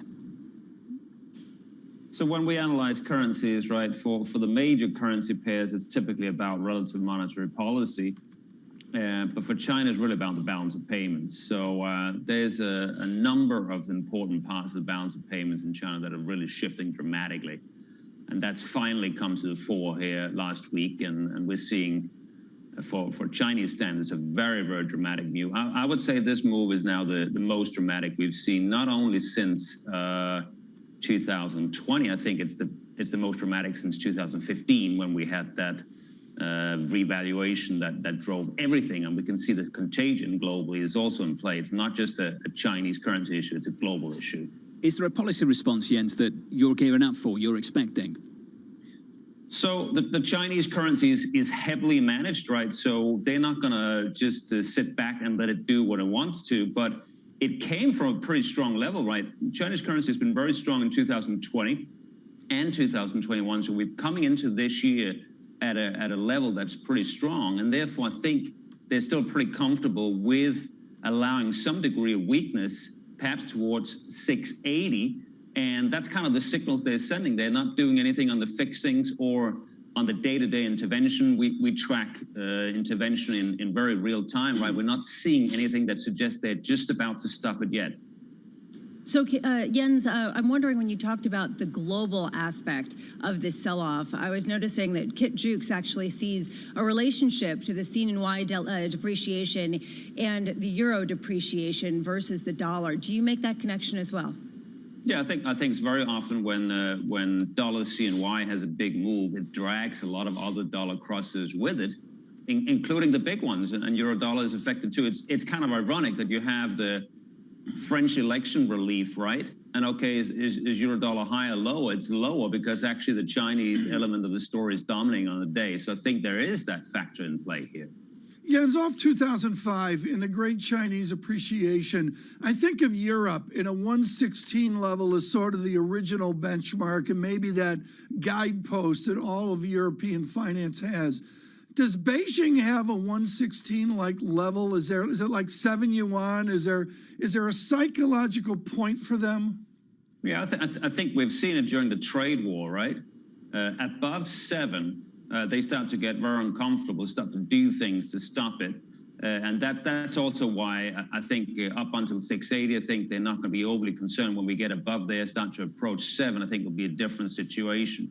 But I think, as with everything in markets this year, we have to be very careful, right? All the cyclical dynamics we're seeing are pretty much unprecedented, right? So we have to be careful about saying, okay, the ranges we've seen in the past are the ones that are going to hold in the future as well. So I think up until 7, we're certainly going to be, even within the old regime, going to be okay. But then we have to think about, okay, this is something really new, and what's going on in balance of payments in China is not something we've really seen before. So we have to be open-minded. Jens, just a final question from us. Going forward from here, a lot of people will want a read on Chinese growth. Perhaps they'll want that, not looking at the Chinese economic data released by the government. What do you look for to get a pretty decent picture of what's happening there on the ground? Well, so we are very, very focused on the mobility data, right? The COVID data is perhaps not, let's call it, easy to interpret, but the mobility data is pretty clean, right? And we've seen just dramatic stuff in Shanghai, and that's now spreading around the country, right? So just to give you one example, right? When we have these supply chain issues, like it puts a question mark around Chinese exports. Can they really continue to export that space? At that pace with the economy in a rolling lockdown situation? That's a big question mark and a big uncertainty for the global economy. Jens Nordvik of Exante Data. Jens, thank you, sir. As always, just absolutely brilliant. Bramo, this is the big story, I think, at the moment, and why we've ignored it for so long. Last week, we brought up the Nomura piece when they cut the outlook for Chinese growth to a 3 handle for GDP for 2022. And most people asked the question why the market was not picking up on this. Well, it is this morning. Yeah, was it just simply because of the war in Ukraine dominating all of the headlines, or was it that people didn't actually believe that the People's Bank of China would not step in more aggressively, and frankly, that authorities in China would allow these types of shutdowns in the major commercial centers at a time when they already have seen their growth decelerate? Jens touched on the export picture there and what it could mean for supply chains. TK, this raises a really important question for this Federal Reserve.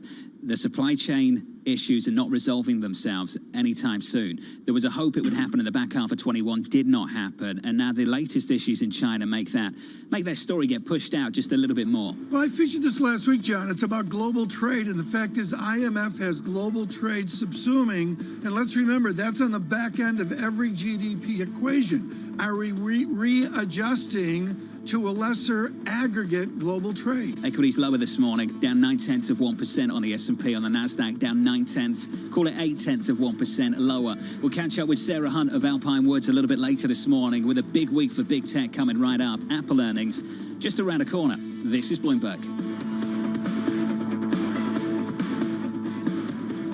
Keeping you up to date with news from around the world with the first word, I'm Rishika Gupta. It's the highest level U.S. visit to Ukraine since Russia's invasion. Secretary of State Antony Blinken and Defense Secretary Lloyd Austin met with Ukraine's President Volodymyr Zelensky in Kyiv late Sunday night and promised more military aid. The U.S. also says it would start sending diplomats back to Ukraine. In France, Emmanuel Macron has won another shot at convincing the public that his pro-business, pro-European vision can work for them. Macron won a second term as president, beating nationalist Marine Le Pen with more than 58% of the vote. Macron acknowledged, however, that some of his support came from people who don't support his ideas, but wanted to keep Le Pen from winning. And Bloomberg's learned that Elon Musk met with Twitter executives Sunday about his takeover offer. The company is said to be turning more receptive towards that $43 billion bid. Musk's offer includes backing from Morgan Stanley and other financial institutions. Twitter has previously considered thwarting that takeover attempt. And in China, the coronavirus outbreak has gotten worse. A rising number of cases in Beijing has sparked jitters about an unprecedented lockdown of the capital. Policymakers are trying to avert a Shanghai-style crisis that has already wreaked havoc on that city. And Bloomberg's learned that private equity firms, including KKR and CVC Capital Partners, are considering bids for Toshiba. The Japanese conglomerate had said it would open the door to potential buyers. Toshiba's management and shareholders have been at odds for years over the company's future. Global news 24 hours a day on air and on Bloomberg Quick Take, powered by more than 2,700 journalists and analysts in more than 120 countries. I'm Ritika Gupta. This is Bloomberg.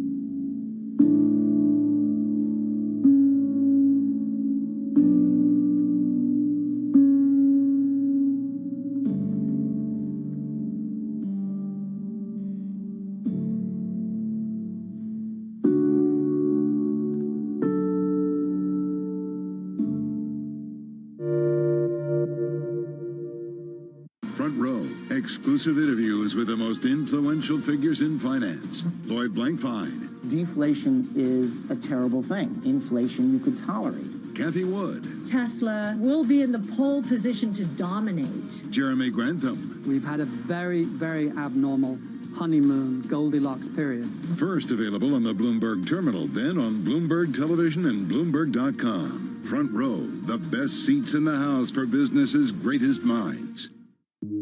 Everyone you meet in Port Harcourt has stories about what they call black soot, caused by the manufacturing and consumption of these fuel products in the illegal refineries. Oil theft, known as bunkering, and the refining of its spoils is worsening the damage from decades of fossil fuel exploitation, creating one of the world's most severe ecological disasters. Our sacred forests, our homes have to give way to oil wells, and no one gets much benefit. Imagine a resident of Port Harcourt who inhales this soot every second in 24 hours, 7 days a week, 30 days in the month, and for years now, we are dying slowly but surely, and our lifespan is reducing every day.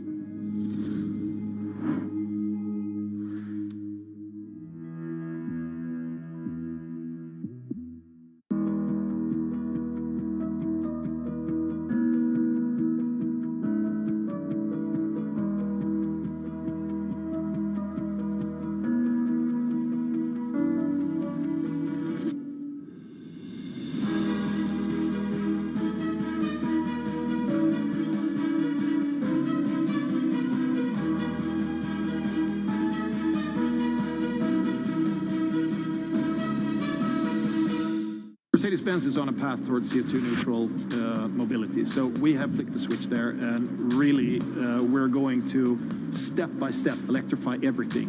And what does that mean? Combustion engines get electrified.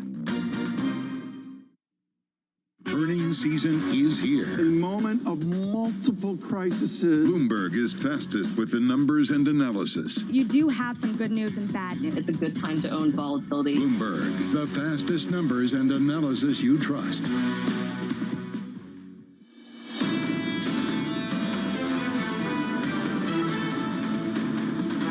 In terms of Russia's war aims, Russia has already failed, and Ukraine has already succeeded, because the principal aim that President Putin brought to this, in his own words, was to fully subsume Ukraine back into Russia, to take away its sovereignty and independence. And that has not happened, and clearly will not happen. The U.S. Secretary of State Antony Blinken there over the weekend. From New York City this morning, good morning. Futures are lower, negative on the S&P and on the Nasdaq too. On the Nasdaq 100, we are down by 0.7%. On the S&P, we're lower by 0.8%. At the close this morning, the Shanghai Comp over in China, down by more than 5%, the biggest one-day drop going back to February 2020. The concerns about lockdowns in Shanghai spreading now to Beijing. Some weakness in the Chinese currency, a bid into the bond market. In the Treasury market, yields are lower, Tom, by 7 basis points to 282.94. Well, I would say, John, there's a correlation to it all. I'm watching dollar strength here. We're not out to 102 on DXY, but the one thing that's missing here is yen weakness. That's just the one glimmer I can give you of some kind of strength off the debacle of Friday. Bit of a growth fear, growth scare. The story of the last few months is we've been downgrading our outlook for growth and upgrading our outlook for inflation. Reuters reporting just moments ago that the German government is set to hike its inflation forecast for the year to 6.1%. The forecast they had back in January was 3.3. Yeah. That's the adjustment we've been making over the last few months. And as we talked about on Friday, John, I think the duration of inflation is what's changing here and legging out amid some central bank silence. Right now, let's not go to silence. Anne-Marie Horton in Washington and Maria Tadeo in Brussels this morning. Maria, I want to go to the idea of Russia attacking on Ukraine, Ukraine attacking Russia on Ukraine. But there's this new thing percolating in the zeitgeist, and that is Ukraine beginning to attack Russia in Russia. How close are we to that?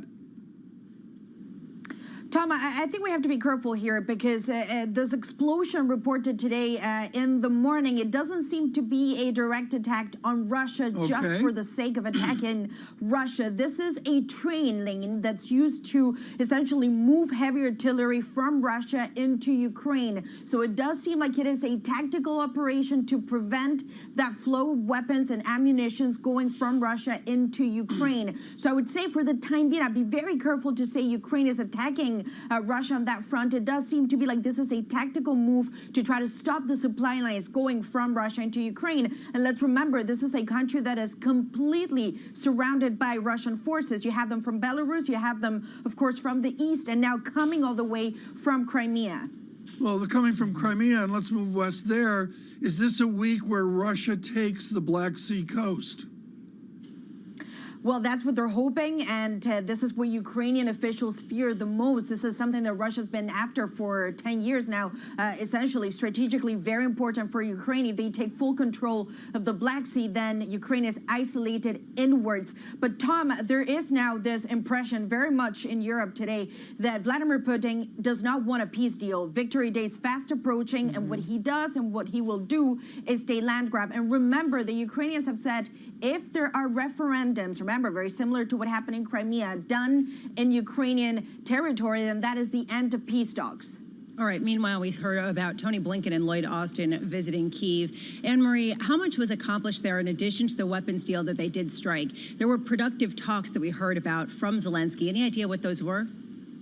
Yeah, Zelensky says they were fruitful, which begs the definition of that they actually had a delivery. So that was going to be military assistance, not just to Ukraine as well, other 15 members, but a lot of that will be earmarked for Kiev, $165 million worth of ammunition, as well as the fact that Secretary Blinken announced that American diplomats will be heading back to Ukraine with the process of reopening that embassy. And then this morning, a state official told Bloomberg that we will get an announcement from from the president about Bridget Brink becoming the envoy for Ukraine, the current ambassador to Slovakia. So look out for that early this morning, a post that we haven't had in Ukraine, but permanently since 2019. So these were two really the deliverables. What I would say, though, and I wrote this down, I like to bring this to you. There's one quote from Secretary Lloyd Austin when asked about potentially the shift in the U.S. goals. He says, "We want to see Russia weaken to the degree that it can't do the kinds of things that it's done in invading Ukraine." Russia weakened to the degree. I think this is almost a next step and another layer of this U.S. war or involvement in this war on Ukraine soil. Anne-Marie, this is a delicate question, especially in the face of all the humanitarian issues and traumas that we're seeing in Ukraine. Senator Warren came out over the weekend and talked about how the Democrats will likely lose the midterm elections and beyond if they do not bring down inflation.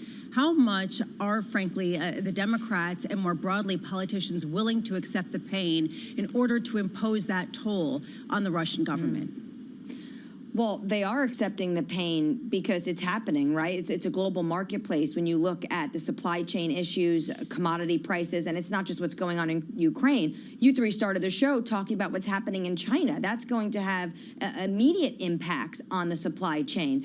But this isn't just Elizabeth Warren, Senator Warren, talking about what is likely going to be a very difficult midterm election for the Democrats. Last week, the president said this himself. He said he learned there was this lesson that Democrats should have learned in the 2010 under President Obama, that they didn't get out and talk about what they've done with the Affordable Health Care Act. The president said he's making that same mistake now. So what you can expect is the Democrats to come out and try to tout what they've done, like the bipartisan infrastructure agreement and other measures that they were able to get across the finish line. But is that going to be enough? And Senator Warren says it's not if inflation is this high. AMH, thank you. Anne-Marie, down in D.C. Bloomberg's Maria Tadeo out of Brussels. I need to get to the move in the FX market.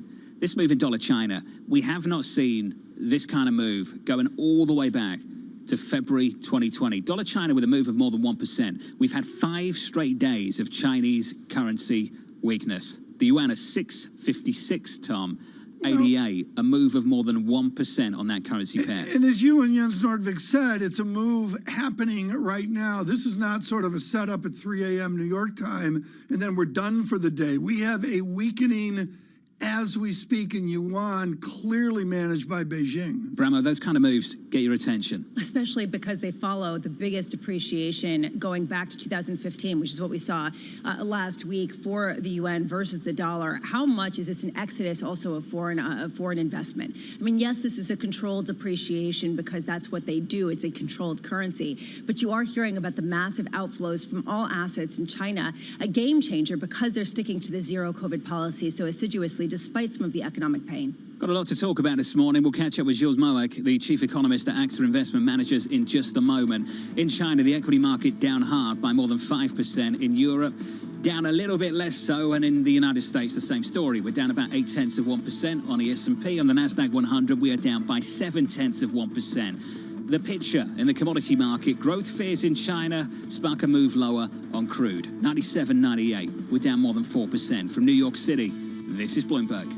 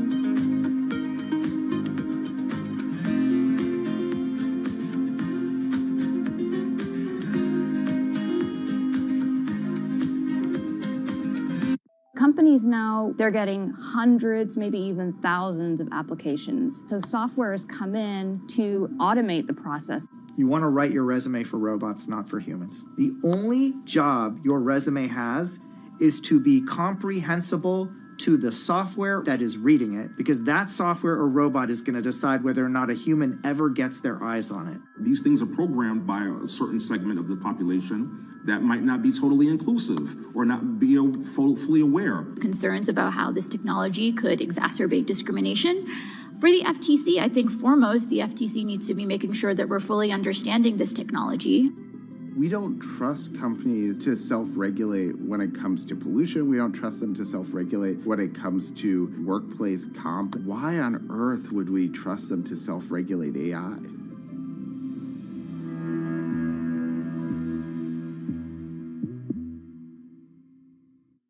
Bloomberg has enhanced search on the terminal to deliver what you need when you need it. Now, you can simply type phrases in everyday English in the command line. Compare financials. Find people. Analyze markets. You can enter phrases or ask questions. What do you want to know today? Ask a question or visit SearchGo to find answers now. BSO Now is your online home for weekly Boston Symphony Orchestra and Boston Pops performances. See new concerts that go behind the scenes, plus acclaimed archival concerts. Visit bso.org/now, where the music plays on. BSO season sponsor, Bank of America.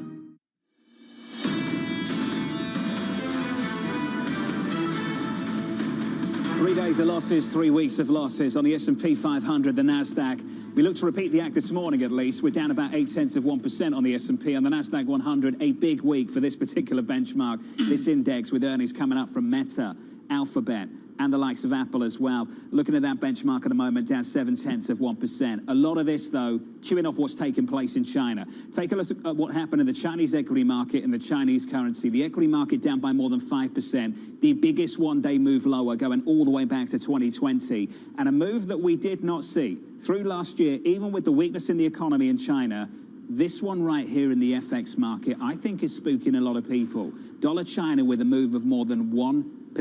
That's a weaker Chinese currency for a fifth straight day, 657 dollar yuan. So you take that story, you push it into the commodity market, you get crude lower, you push it into the treasury market, we get a bid. Yields heading south on 2s, 10s, and 30s. We're down 8 basis points on a 10-year TK to 281.98. Yeah, they're all linked together here. I thought the reading over the weekend, John, was very good on the linkage of yen, Japanese yen depreciation with rates in the United States and, frankly, with equity markets as well. The yen is a destabilizer, and all of a sudden you now have yuan with yen. You wonder what it's going to do to the Pacific Rim. Just a note on the front end of the Treasury market too, Tom. 260.47 on twos. We went into the Fed quiet period with Loretta Mester just pushing back a little bit against the 75 basis point call, and that trimmed the move higher in a 2-year yield last week from almost 30 basis points higher to something in and around 20. John, can we keep you awake? Well, you know, I'm trying to stay awake this morning. Are you that snoozy because there's going to be no Fed speak this week? The tang hasn't clicked in. Where's the parlay?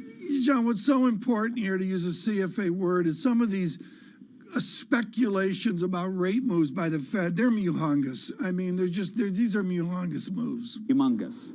260, 68 on a 2-year. Very good. So there are the data. We'll do more data through the way. Right now, I'd call it stasis in the market with the VIX 29.86. There's always 8 topics to speak to Gilles Moec about, chief economist at the French insurance giant AXA Investment Managers. We can do an election mop-up, but there's just so many other issues to speak of.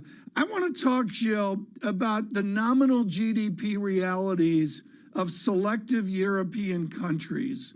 Mr. Macron's tried to bring a reformed capitalism to France and maybe to all of Europe as well. Where are we on the European malaise? Coming out of all of this, do you have a feeling that we can jumpstart EU capitalism?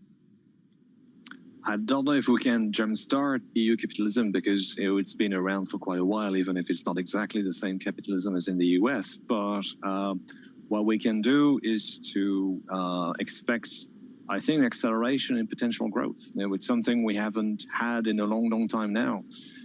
But it might be starting. It's tentative, of course, but look at labor market participation, for instance. It's improved throughout Europe relative to where we were before the pandemic, which is obviously a big difference with the US. Right. It's improving a lot in France, by the way, and some of it can be related to some of the reforms that Emmanuel Macron started at the beginning of his mandate. There has been some liberalization of the labor market and some liberalization as well, or some reform of the vocational training system. So the labor contribution is improving, and at the same time, I think what's happened is that because of the pandemic, you had a number of people, a number of companies which for different reasons didn't want to partake to digitalization. They had their issues with that. They were forced to adapt to the digital world. And productivity may have finally started to accelerate as well. In a romance of a French franc, which I believe now is called the euro, do the politicians need a euro depreciation to get that better economic growth? We don't. Generally speaking, in Europe, we don't need a weaker currency because our current account is already alive and well. Europe is an export machine, remain an export machine, and we don't necessarily need a depreciation of the currency to achieve that, especially at the current levels that we have, which are quite far away from whatever measure of the equilibrium you can think about. Now, in terms of intra-European discussions, if you want, you have some countries, and France is one, where exports tend to be a bit more sensitive to the exchange rate than, say, Germany, which has very high non-price competitiveness. So, yeah, for a number of countries in the EU at the moment, it's helping this weakness in the currency. But again, just look at the current account surplus. We don't need that. Gilles, we were supposed to see a euro bounce today. We thought that we would get a Le Pen loss and we would get a victory of Emmanuel Macron, and that tail risk would be taken off the table. It is the opposite. The euro is the weakest going back to March of 2020 versus the dollar, and people are saying, forget about that election in France. Now we're focused on China. How big of a threat is a China slowdown to the growth of Europe that perhaps has not been included yet in some of the projections? It's more an issue for us than for the US, in the sense that China has been a major contributor to export growth in Europe. It's one of the contributors actually of Germany. So if we have a slowdown in China, it's definitely bad news for us, and that may be one of the reasons why the market is not turning very, very bright on Europe right now. But my guess is that what's happening on the FX market at the moment is also very much driven by monetary policy and by the divergence between the ECB and the Fed, because we have our hawks here in Europe, but even our hawks pale in comparison with what is currently being discussed at the Fed. So you have the feeling that the Fed wants almost at all costs to bring Fed funds to some measure of equilibrium, wherever that is, by the end of the year, but let's say around 2.5%. Whereas in Europe, we're still discussing when, if at all, when we actually started well, hold on a second there, Gilles. Great. Because actually, you picked up on exactly the point. We are seeing something of a rate hike from the ECB being priced in. But you did hear from ECB's Christine Lagarde over the weekend. If I raise interest rates today, it is not going to bring the price of energy down, drawing that distinction between U.S. inflation and European inflation, and speaking to this skepticism among people like yourself, who perhaps think that the ECB cannot raise rates. Is that your sense, basically, that we're not going to get to zero before year end? No, I think they will hike before year end, but to get to zero, you basically need two hikes, and that might be a bit tough to get there, because I think at the moment we are in a sort of sweet spot, in the sense that the data flow in Europe remains okay. We've had positive surprise on the PMIs last week. The national surveys are okay. So the hawks are probably benefiting from this. They can see that inflation is very high by European standards, even if it's a very different inflation than the US. And there is no sign of the slowdown that we were all expecting because of what's going on in Ukraine. So they're trying to push their luck a little bit. My hunch is that as we get closer to the summer, my guess is that the impact of high inflation on real income will start to be a bit more visible. The data flow is going to be a bit more complicated to navigate, and the ECB will wait until the end of the year. The direction of travel is pretty clear. I think the ECB wants to start normalizing this year. Though what is clear is that they will stop QE. It would take a lot for the ECB not to stop QE this year. But a rate hike, we've done one a bit more than 10 years ago in 2011, was not the best decision that the ECB has ever made. I think it still hovers on the governing council. They really don't want to mess it up the way they messed it up in 2011. Circumstances are different, but let's say that the bar to get to a hike is definitely higher in Europe than it is in the US. We'll get there, but maybe more slowly than what the market is pricing at the moment. Jean-Marc of AXA Investment Managers. On a morning where the focus is very much about China, and Lisa, you brought it back to Europe, and earlier on you mentioned that Kit Jukes quote. Let's go through it again. Kit Jukes of SocGen this morning. It's unlikely the euro-dollar will stop falling until dollar-China peaks. Indeed, it's unlikely the dollar peaks overall before dollar-yuan has peaked. And when that happens, that depends as much on the Chinese authorities as it does on the US authorities. We've talked a lot about the latter, Lisa, not enough about the former. Yeah, frankly, honestly, the idea of systemic risk here as well come from some of these policy decisions. Are you saying basically that you think that the US authorities could potentially push back, that they're going to speak about a weaker dollar in this relationship, or are they going to basically not intervene because, frankly, it is an expression of weakness of the Chinese economy? My interpretation of things, actually, Lisa, would be we spent a lot of time talking about Federal Reserve tightening, the policy response here in the United States. We haven't spent enough time talking about what the policy response is going to be from Chinese authorities, given the ongoing lockdowns. And that's the focus this morning as they spread from Shanghai to Beijing. And this has all kinds of important implications for Federal Reserve policy. If we're going to have a delayed supply-side response, it gets pushed out into 2023. What does that mean for policy at the Federal Reserve?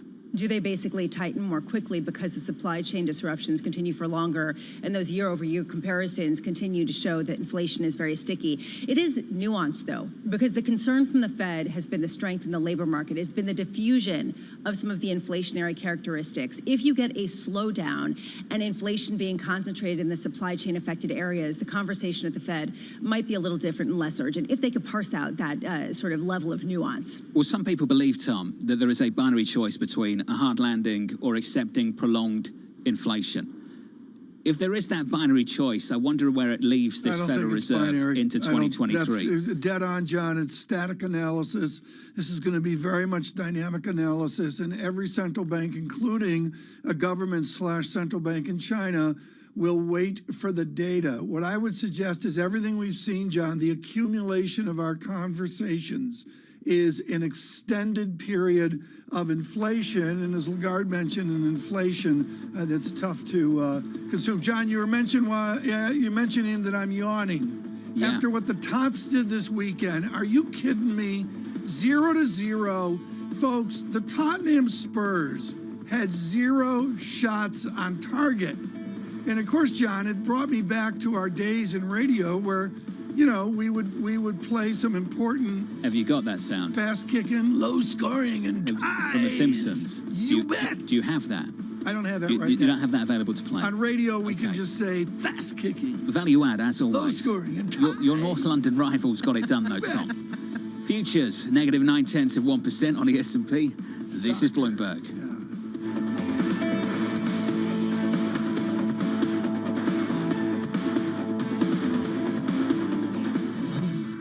Keeping you up to date with news from around the world with The First Word, I'm Ritika Gupta. U.S. Secretary of State Antony Blinken and Defense Secretary Lloyd Austin met with Ukraine's President Volodymyr Zelensky in Kyiv Sunday night. It was the highest level U.S. visit since Russia invaded 2 months ago. The U.S. promised Ukraine more military aid, and Austin said that Washington wants to see Russian forces ground down so they can't attempt a repeat of war. In France, voters have given President Emmanuel Macron a second term. Macron turned back nationalist rival Marine Le Pen in Sunday's runoff, winning more than 58% of the vote. But his 17-point margin was barely more than half what it was back in 2017, and many voted for Macron just to keep Le Pen out rather than because they're enthusiastic about his pro-business, pro-European vision. And for the first time, global military spending has gone over $2 trillion per year, and it's likely to rise further as European countries beef up their armed forces in response to Russia's invasion to Ukraine. According to the Stockholm International Peace Research Institute, military spending has now increased for 7 years in a row, and the price of oil fell below $100 a barrel. That's on concerns that the spreading coronavirus outbreak in China will hurt that global demand. WTI futures fell almost 5%. China's demand for gasoline, diesel, and aviation fuel this month is expected to fall 20% from a year ago. Global news 24 hours a day on air and on Bloomberg Quick Take. I'm Ritika Gupta. This is Bloomberg.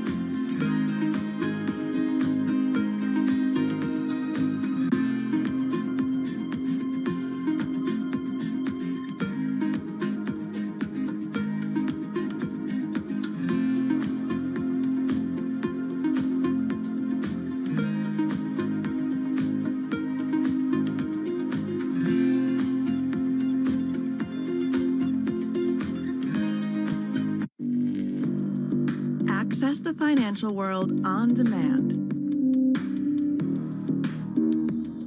Hear from leading economists, policymakers, and industry experts via live and on-demand webinars, only from Bloomberg. Start exploring to see what's moving the markets.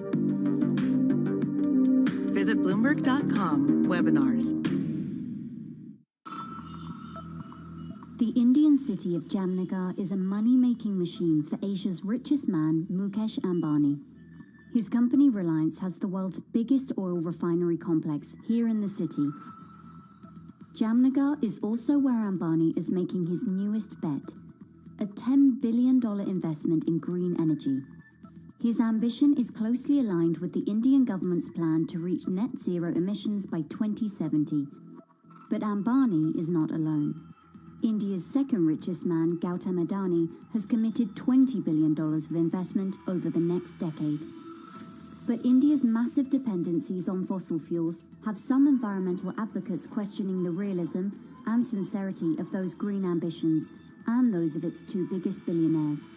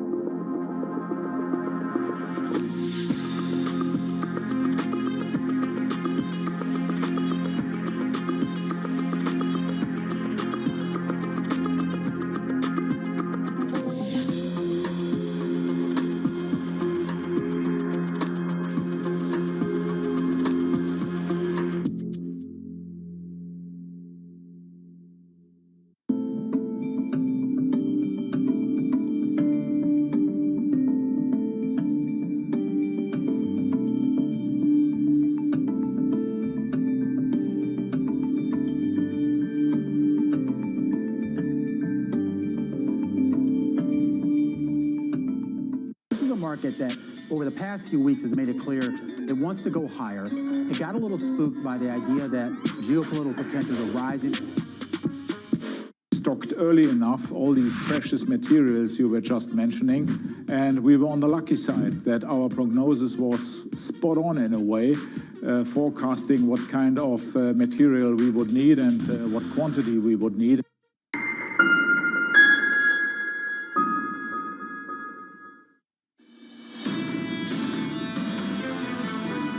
Russia has already lost many of its initial war aims. They have intended to divide the West. They have resulted in a West and a NATO alliance that is much more united than it's ever been. Russia is more isolated in the world. Its economy is weaker. They are failing at virtually every one of their initial objectives, and our objective is going to be to continue that trend.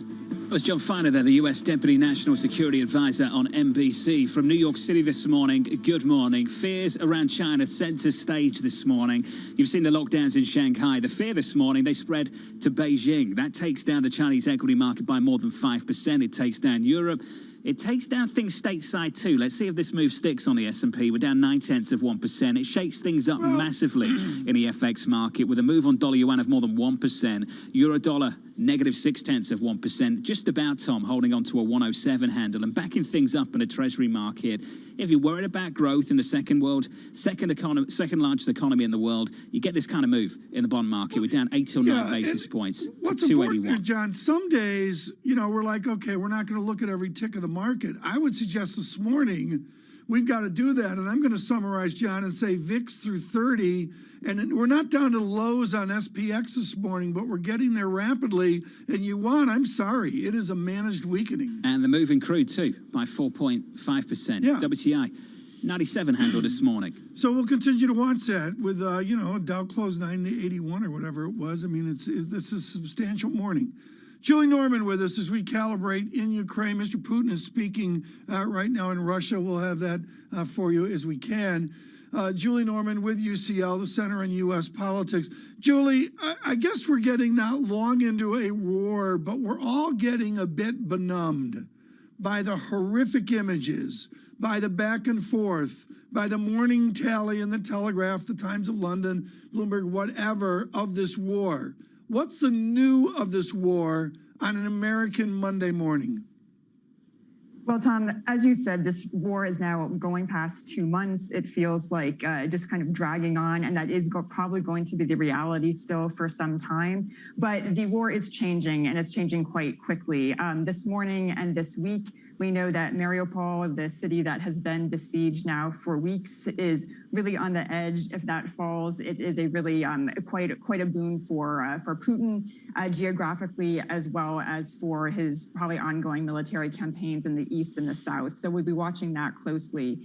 Obviously, Blinken and Defense Secretary Lloyd Austin were in Kyiv over the weekend. We're committing additional U.S. military aid to Ukraine and to other states in the region. That brings the U.S. total about $3.5 billion in military aid to Ukraine. That's going to be really essential for Ukrainians in what's expected to be this next very large offensive in the east, in the Donbass, where the fighting will take a very different shape than it did previously. There will be much more need for the kinds of arms that are being delivered now. Julie, focus on the importance of Odessa. We've moved from the Russian border through Crimea over to Mariupol. I get all that. But if we move further west towards Moldova and Romania, there's a lot of really critical shoreline there. What do you anticipate to see there as we end April and move into May?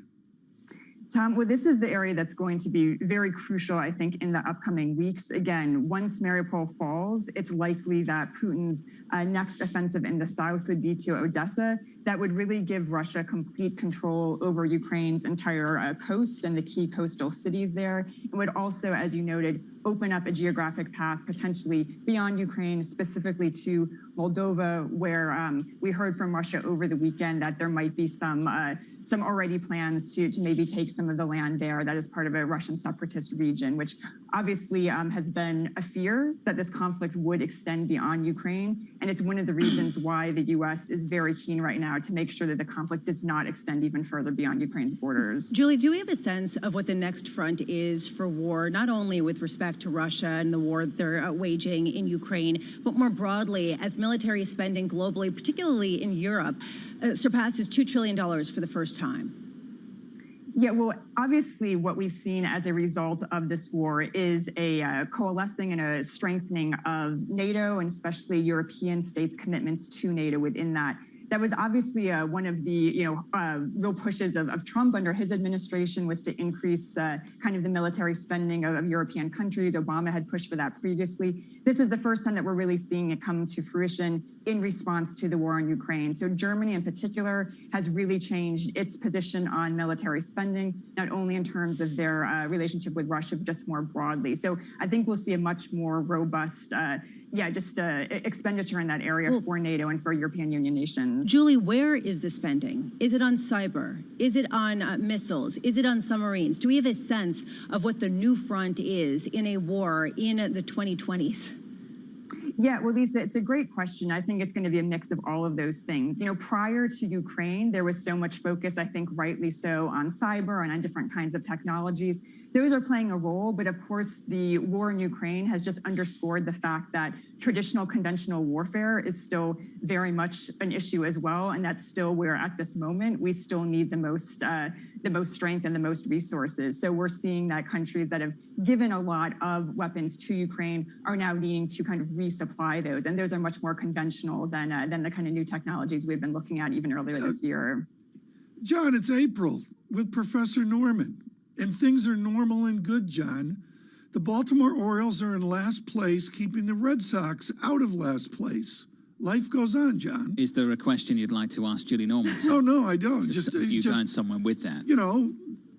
We're warming up. It's April, and the Orioles are in last place, keeping the Red Sox out of being in last place. Julie Norman of UCL. We'll let that one go. Baltimore. Julie, thank you. Thank you very much. If you're just tuning in this morning, wondering what's going on, don't worry. We'll get back on track. Futures, a negative 0.9 on the S&P 500. On the Nasdaq, down by 0.8%. This big concern about what's happening in China. Lockdowns in Shanghai today spread to Beijing. That's why you've got a bid in the Treasury market. Yields lower 8 basis points. It's why crude is lower by about 4.5% to 97.54.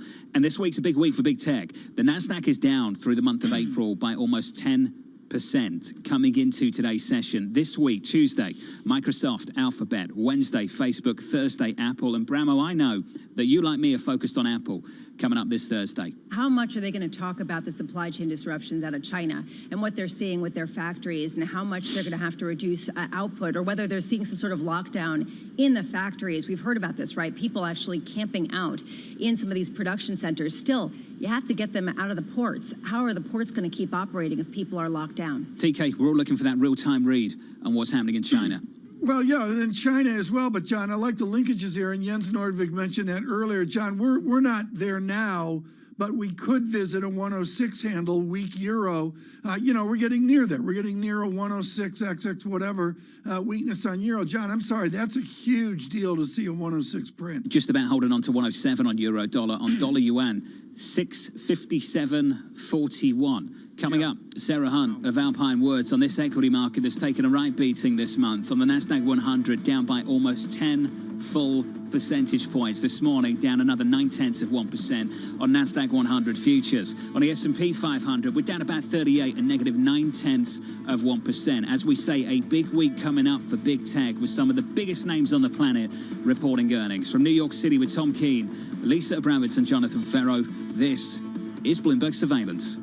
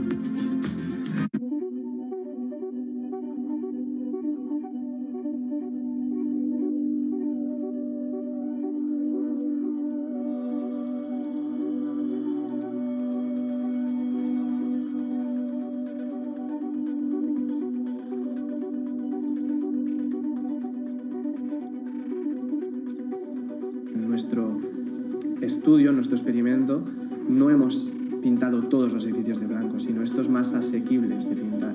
Y ya hemos detectado reducciones medias en el área metropolitana de 0,8 grados aproximadamente en un periodo de ola de calor y con picos máximos de 4 grados de disminución en un momento puntual del día, en una zona puntual del día. Y como dices, en una ciudad como Barcelona funciona incluso mejor que las zonas verdes, según las modificaciones nos detectan incrementos, o sea, disminuciones de temperaturas mayores con tejados blancos que con incrementos de zonas verdes como tienen planteados el plan director urbanístico.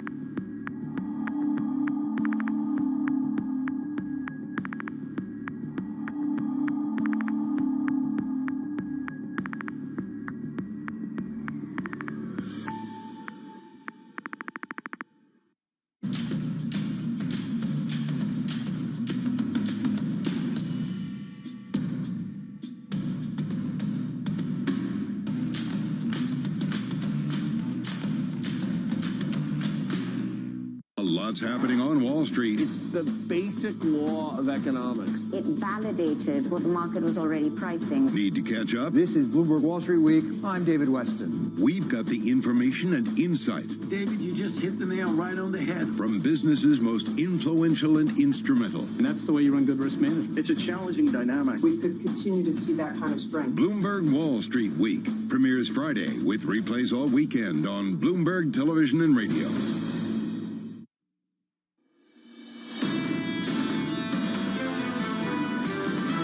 The Fed has now understood that it's been behind the curve and needs to step in. Fed will be restrictive to bring down inflation. That number is the one that you need to have in mind. Despite the talk, the hard talk, the tough talk, I don't think they will really go beyond neutral. This hawkish rhetoric from central banks around the world is not going to stop anytime soon. If we're looking into 2023, the story of slowdowns then is because of the hiking of interest rates. This is Bloomberg Surveillance with Tom Keene, Jonathan Farrow, and Lisa Abramowitz.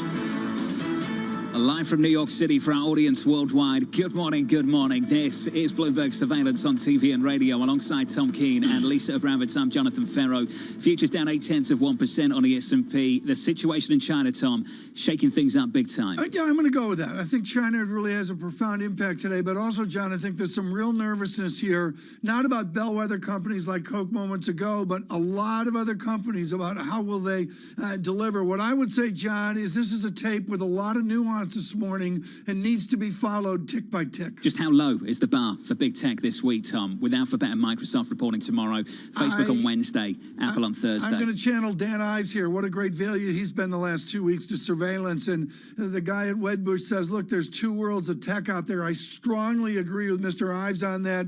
You've got to parse each and every company. Are they in the profit makers, the structurally sound makers, or are they not? Well, let's pick out one company this morning, Bramo. Coca-Cola, out just moments ago. And it just slammed expectations. Earnings per share coming in at 64 cents versus the expectation of 58 cents. What I found interesting was that sales were very robust and more than people had expected, despite the fact that they saw higher commodity prices with commodity price inflation in the mid to single digits. How much are we seeing this as a consistent theme of earnings? Companies can pass along the price increases to consumers. Consumers keep buying. Is this a good thing or a bad thing for the Fed? John, I'm going to look at the Bloomberg here, and it's a squishy math, John. Don't quote me on this, but Coca-Cola pre-pandemic was $38 billion of revenue.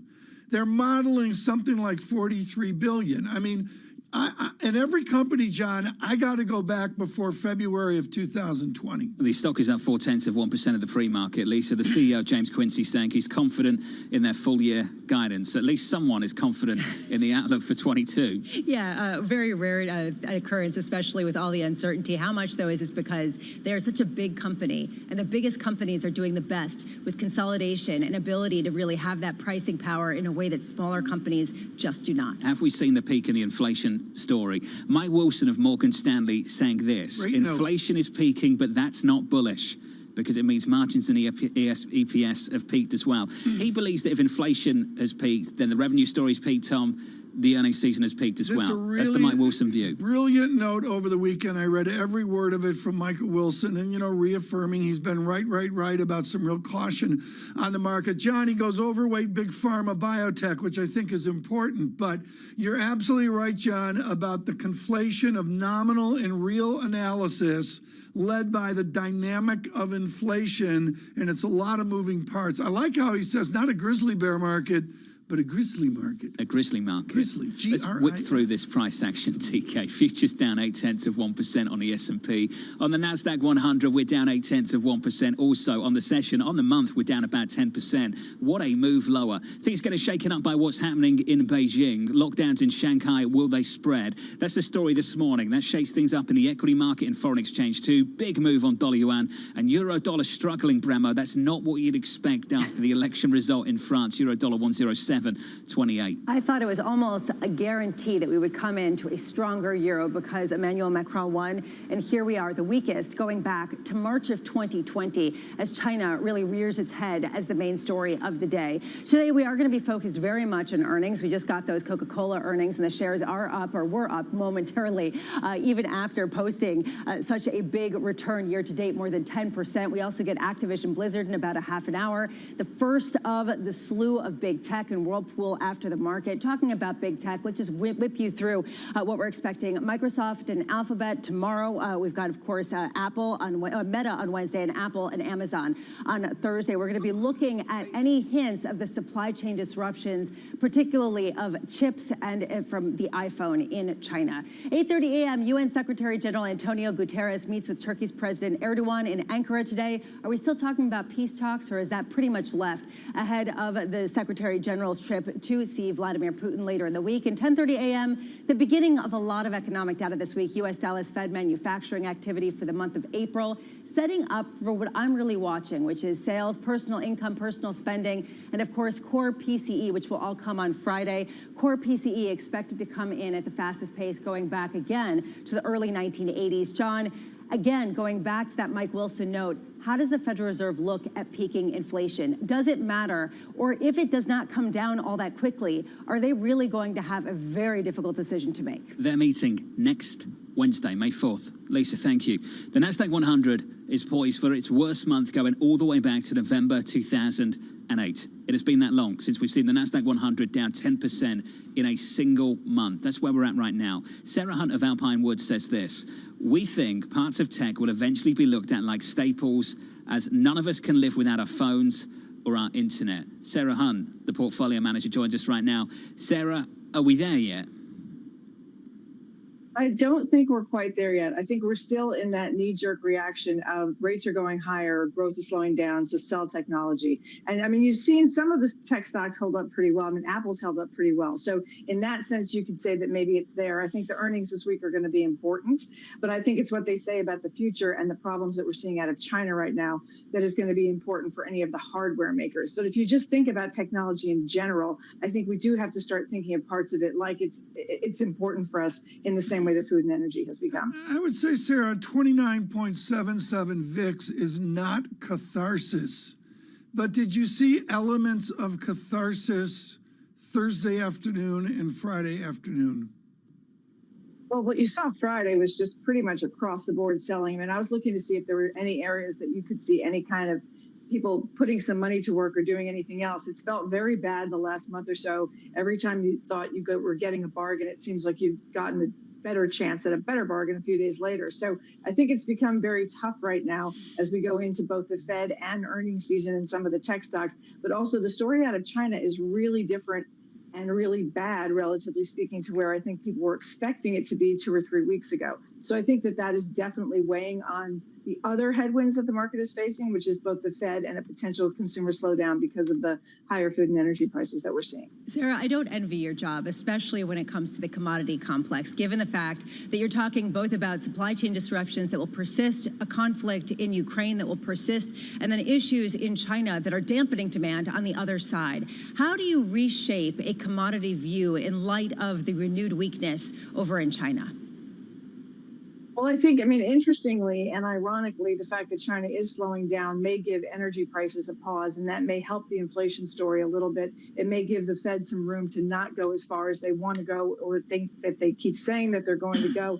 But I look at a longer term picture on energy, and I see that we still have a real gap between what we expect to do in transition into other fuels and what we actually have on the ground right now. And I think that you've got some demand on the commodity side that, even if it's weaker because of China for a shorter period of time, is catching up to the fact that the supply has not been invested in deeply enough. And I think that that is going to mean you're going to have longer prices for a longer period of time. Sarah Hunt, thank you. Of Alpine Woods Capital Investors. On that point, Morgan Stanley put out a note in the last week or so, and they said essentially that yes, the demand outlook is not as good. China's a factor in that.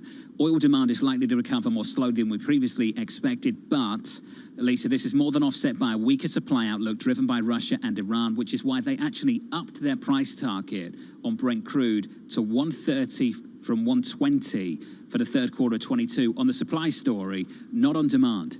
The interesting thing is they're not alone. You talk to a lot of energy analysts, they all have the same story, even energy traders. And yet a lot of the traders cannot make those bets because of margin calls and other issues at some of the clearinghouses, because of what happened with nickel, because of what's happened just with respect to the volatility. So how accurate of a reading are we getting in real time as, frankly, the release of the Strategic Petroleum Reserve really dampened prices in the near term? And that, I think, is a fascinating dynamic heading into the next quarter. Well, we're getting a warning on demand this morning, that's for sure, after the events in China over the weekend, where reports suggest that citizens are getting penned in certain places in Shanghai. The fear, of course, that could spread to Beijing. The fact we're still doing this 2 years down the road, COVID zero in China, that's weighing on the outlook for pretty much everyone. Nomura first out the gate last week to aggressively cut their rate forecast to a 3 handle on GDP. They said this: owing to rapidly worsening high-frequency activity data in April, the rising number of cities under full and partial lockdowns, and signs that Beijing is unlikely to end its zero-COVID strategy, we've cut our annual GDP growth forecast to 3.9%. TK, the potential of a 3 handle on GDP in China. It will be original if the Fed and other banks can raise rates. The major economy banks can raise rates into those kind of statistics, those releases. John, in terms of the market here and with the VIX at a 30 level, I was really remiss on this last week, which is 12 months trailing and what the markets are doing. And John, we get this off the WEI screen on the Bloomberg, and we're sort of back to the malaise here. Dow flat, SPX is up 2%. NASDAQ 100, 12 months trailing, -8%. And always thinking about what's new. And what's new about the price action this morning is this move in the Chinese currency. There were times repeatedly last year where China was struggling and the economy didn't look good.